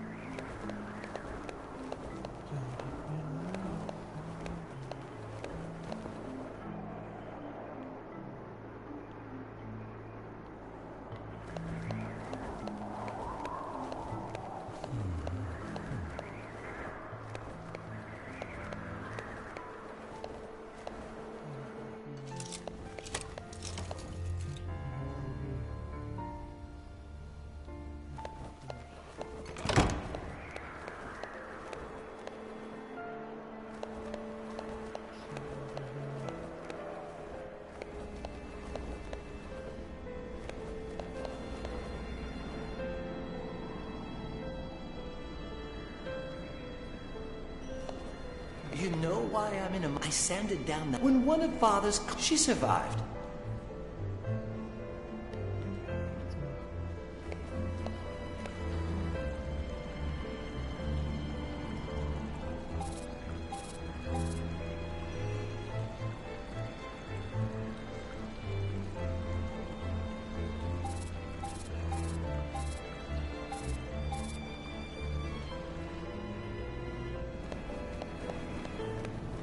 You know why I sanded... When one of... She survived.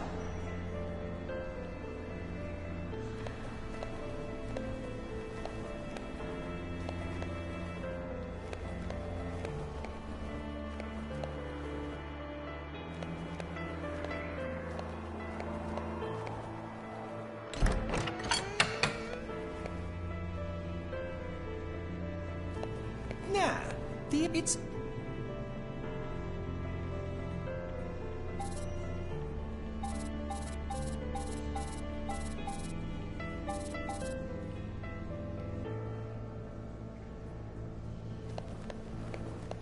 Vielleicht suchen. Ah, hier kann ich ja noch suchen.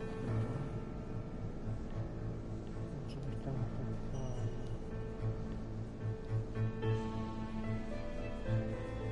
Ich genau, wonach du suchen musst. Hilfsmittel.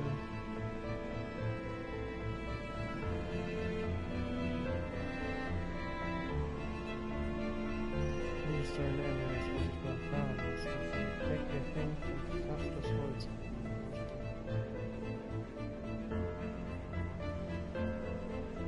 Ziehst du an den Faden.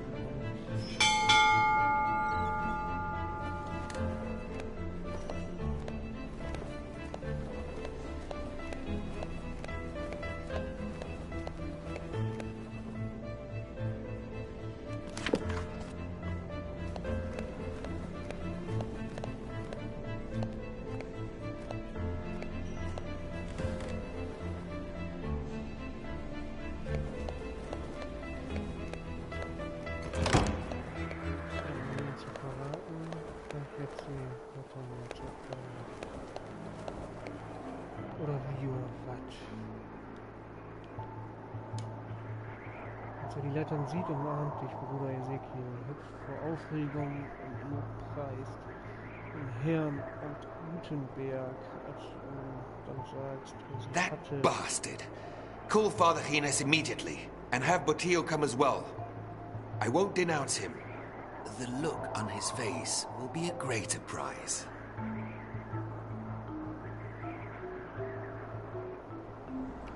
Ach Nachdem du Bruder Genes unterrichtet hast, ist das Pio, der mit Lächeln geht und sich der Hoffnung hingibt, gleich Zeugen von Ruhe.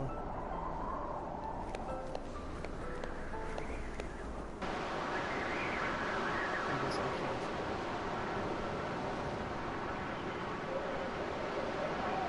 Als Goldhaus kann sein Gehirn von Felsen abkratzen.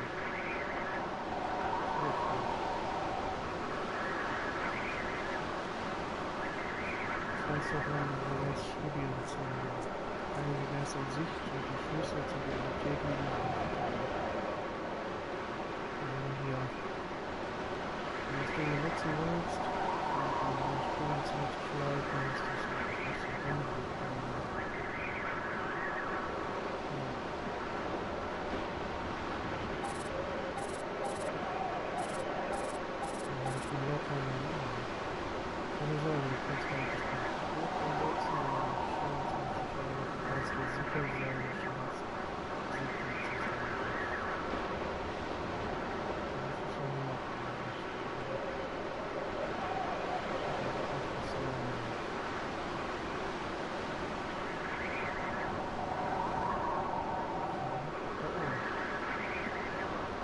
Holz aus Winterjahr, ein Dorf aus der Umgebung, das die königliche Stellmacher das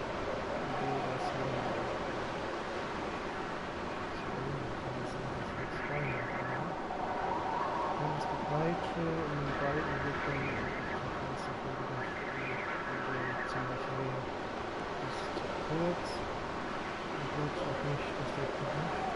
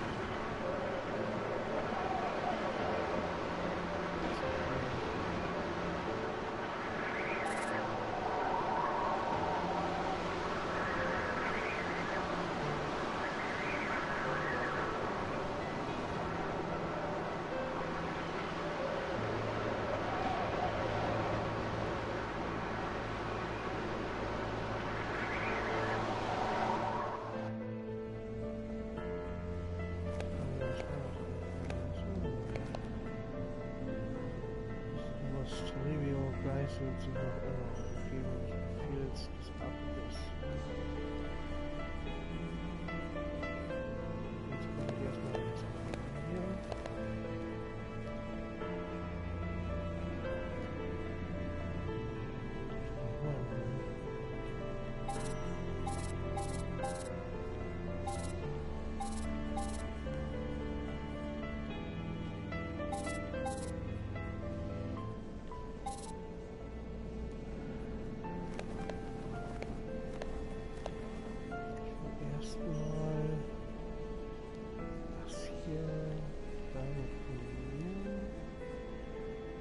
Bruder Jakob von Santa Brigida, der einst diese Peitsche.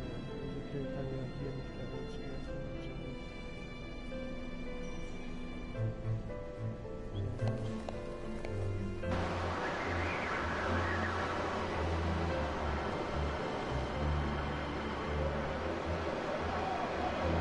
Vorsichtig betest zum Herrn.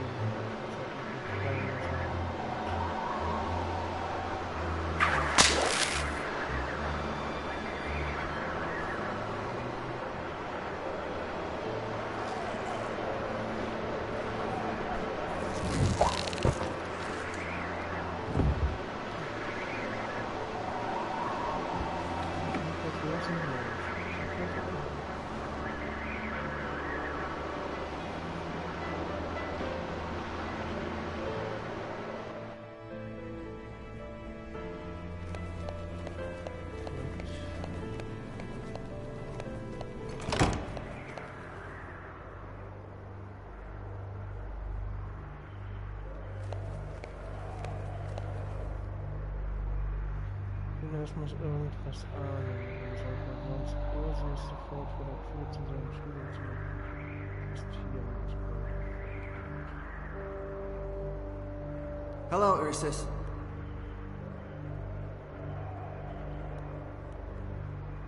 I forgot my scapulary in Father Hines' study. Can I come in to get it?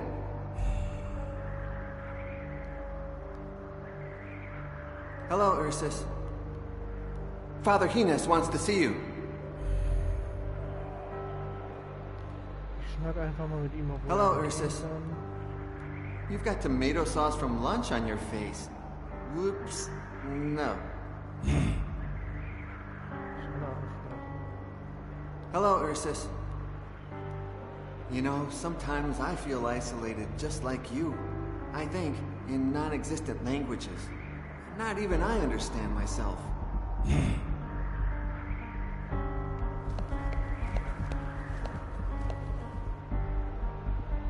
Let's see, können wir dich hier einnehmen.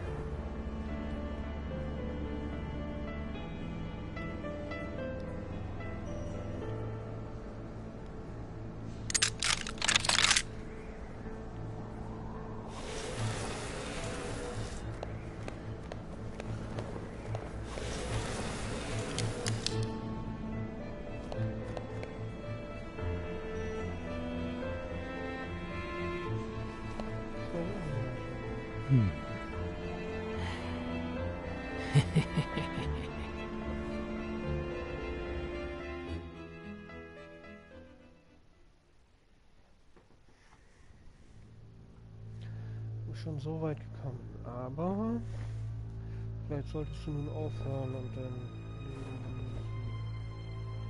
Was los? Das ist so viel wert. Im Ernst, an deiner Stelle würde ich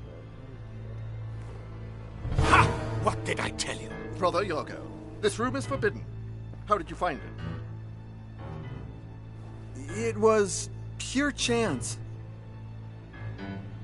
Only you have the key. Care to explain? The boy has done the right thing, Remigio. He seeks wisdom, like we all do. Knowledge is power. Power to transcend. Power to be... Oh, God. What's happening? I can't stop reading. Oh, God. I can't see. I'm blind. Where is your justice, my lord? I'm sorry. Shut up. Your recklessness has separated us from the book. Father Remigio has called the Vatican Courier so that the book is taken to the Holy See. Before... Yes! Before they take it away, we must find it and steal it. Before you came, I read part of the book, and I understood it. It's about... You won't believe this. A transmutational ritual that turns men into something different. Immortal beings. Look, this odd coin is the key. I knew I wasn't wrong about you. Get ready. We leave at dawn. What? Follow me, son of Satan. Together, we shall defeat death.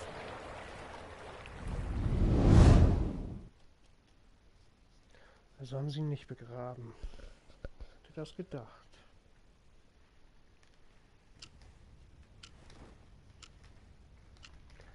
Die Offenbarung ist überwältigend. Also Gines de Orduna geholfen. Sieht nur einen, der die Wahrheit kennt. Der Verfasser des Buches. Congratulations, Mr. Yesterday. The state of the Neo is enviable. Thank you. How much are you asking for it?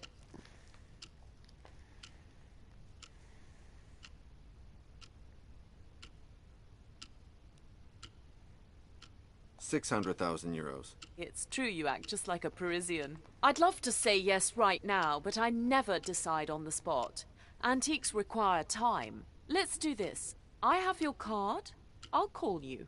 Tomorrow I leave on a trip, so it may take me a couple of days to get back to you. Shit! Now leave me. You've made me lose too much time already.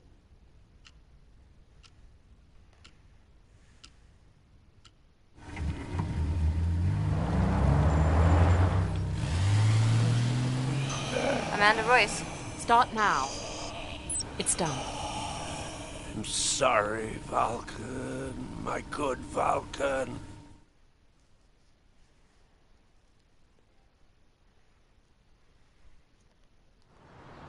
Please, Pauline, be sensible.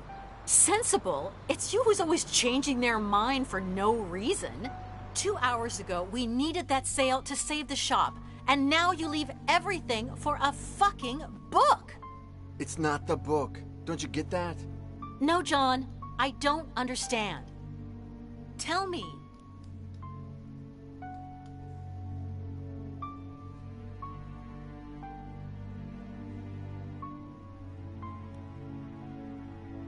Really? What's with the book?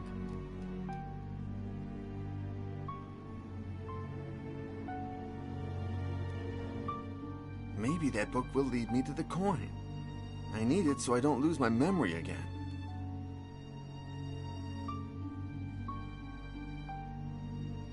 This trip is gonna put you in danger, and you know it.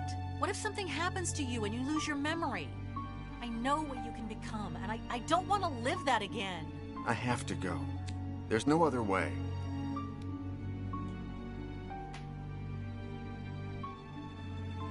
You have my word, I'll be careful. I'll be extremely careful all the time, okay? No, John, it's not okay.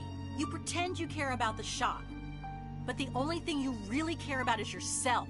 I'm doing this for both of us. And I'll do something for both of us. Just go now. We'll talk about it when you come back. If you come back. Oh, and take this. Baxter gave it to me. It's supposed to be your card. Okay.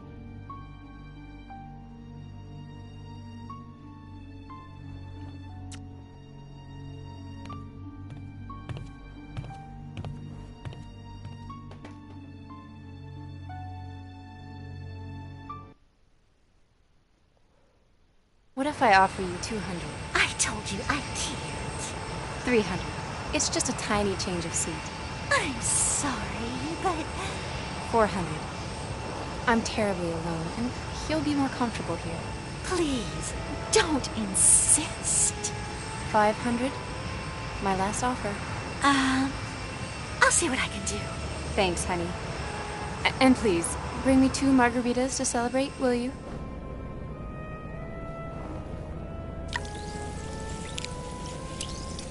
Here, sir. You can sit beside the lady. Thanks for your kindness, and sorry for the inconvenience.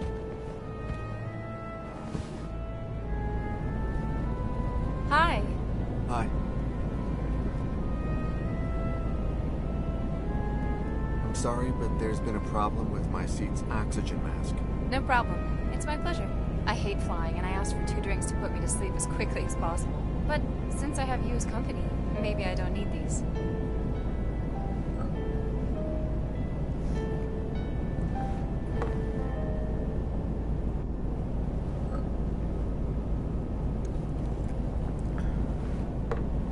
Here's to coming back home. Hey, have you been away for long?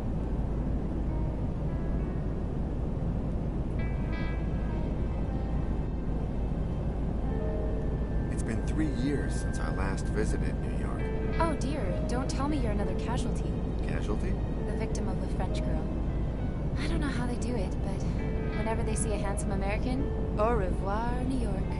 Bonjour, Paris. Yes, sort of. Oh, maybe I shouldn't have brought that up. Did you two have an argument? I'm sorry, I shouldn't have asked. Oh no, don't worry. Maybe it'll be good for me to talk about it. Who's to blame? It's nobody's fault. Or both. She tries to protect me, because she loves me, of course, but she doesn't do me any favors. I get anxious. And she got nervous, too. And then I left. I'd never said goodbye to her like that. To be honest, I don't know what to expect when I get back home. Oh, I'm so sorry. How funny that we should meet here now. My story is very similar. The only difference is that there's no way I can save it anymore. Do you know what you'll do when you see her again?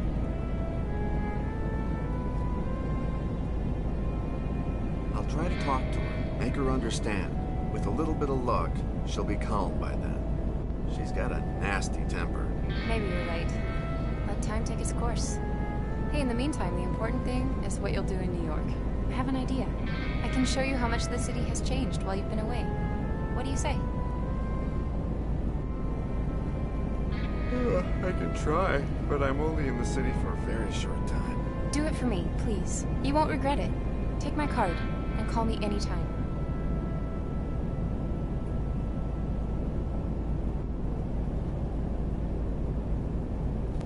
Oh, thanks. I think mine are in the... Are you okay? Oh, it's been a really...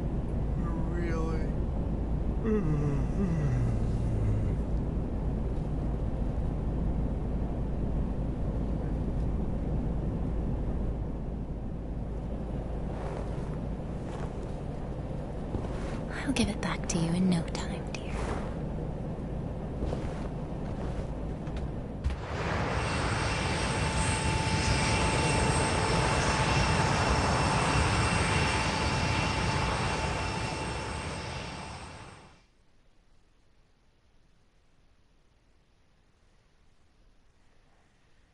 Gut, das Ganze fängt an, Gestalt anzunehmen. Auch wenn es dir gelungen ist, im Flugzeug zu schlafen, kommt dir wegen deines Jetlags dieser Tag ewig lang vor. Doch du würdest immer noch gerne Leopold Kovac, den Autor, aufspüren, bevor du dich schlafen legst. Du kannst keine Minute zu lange in einer Stadt verbringen, die so viele schlechte Erinnerungen in dir weckt. Gut, bevor ich jetzt weitermache, werde ich das Spiel beenden. Morgen geht's weiter.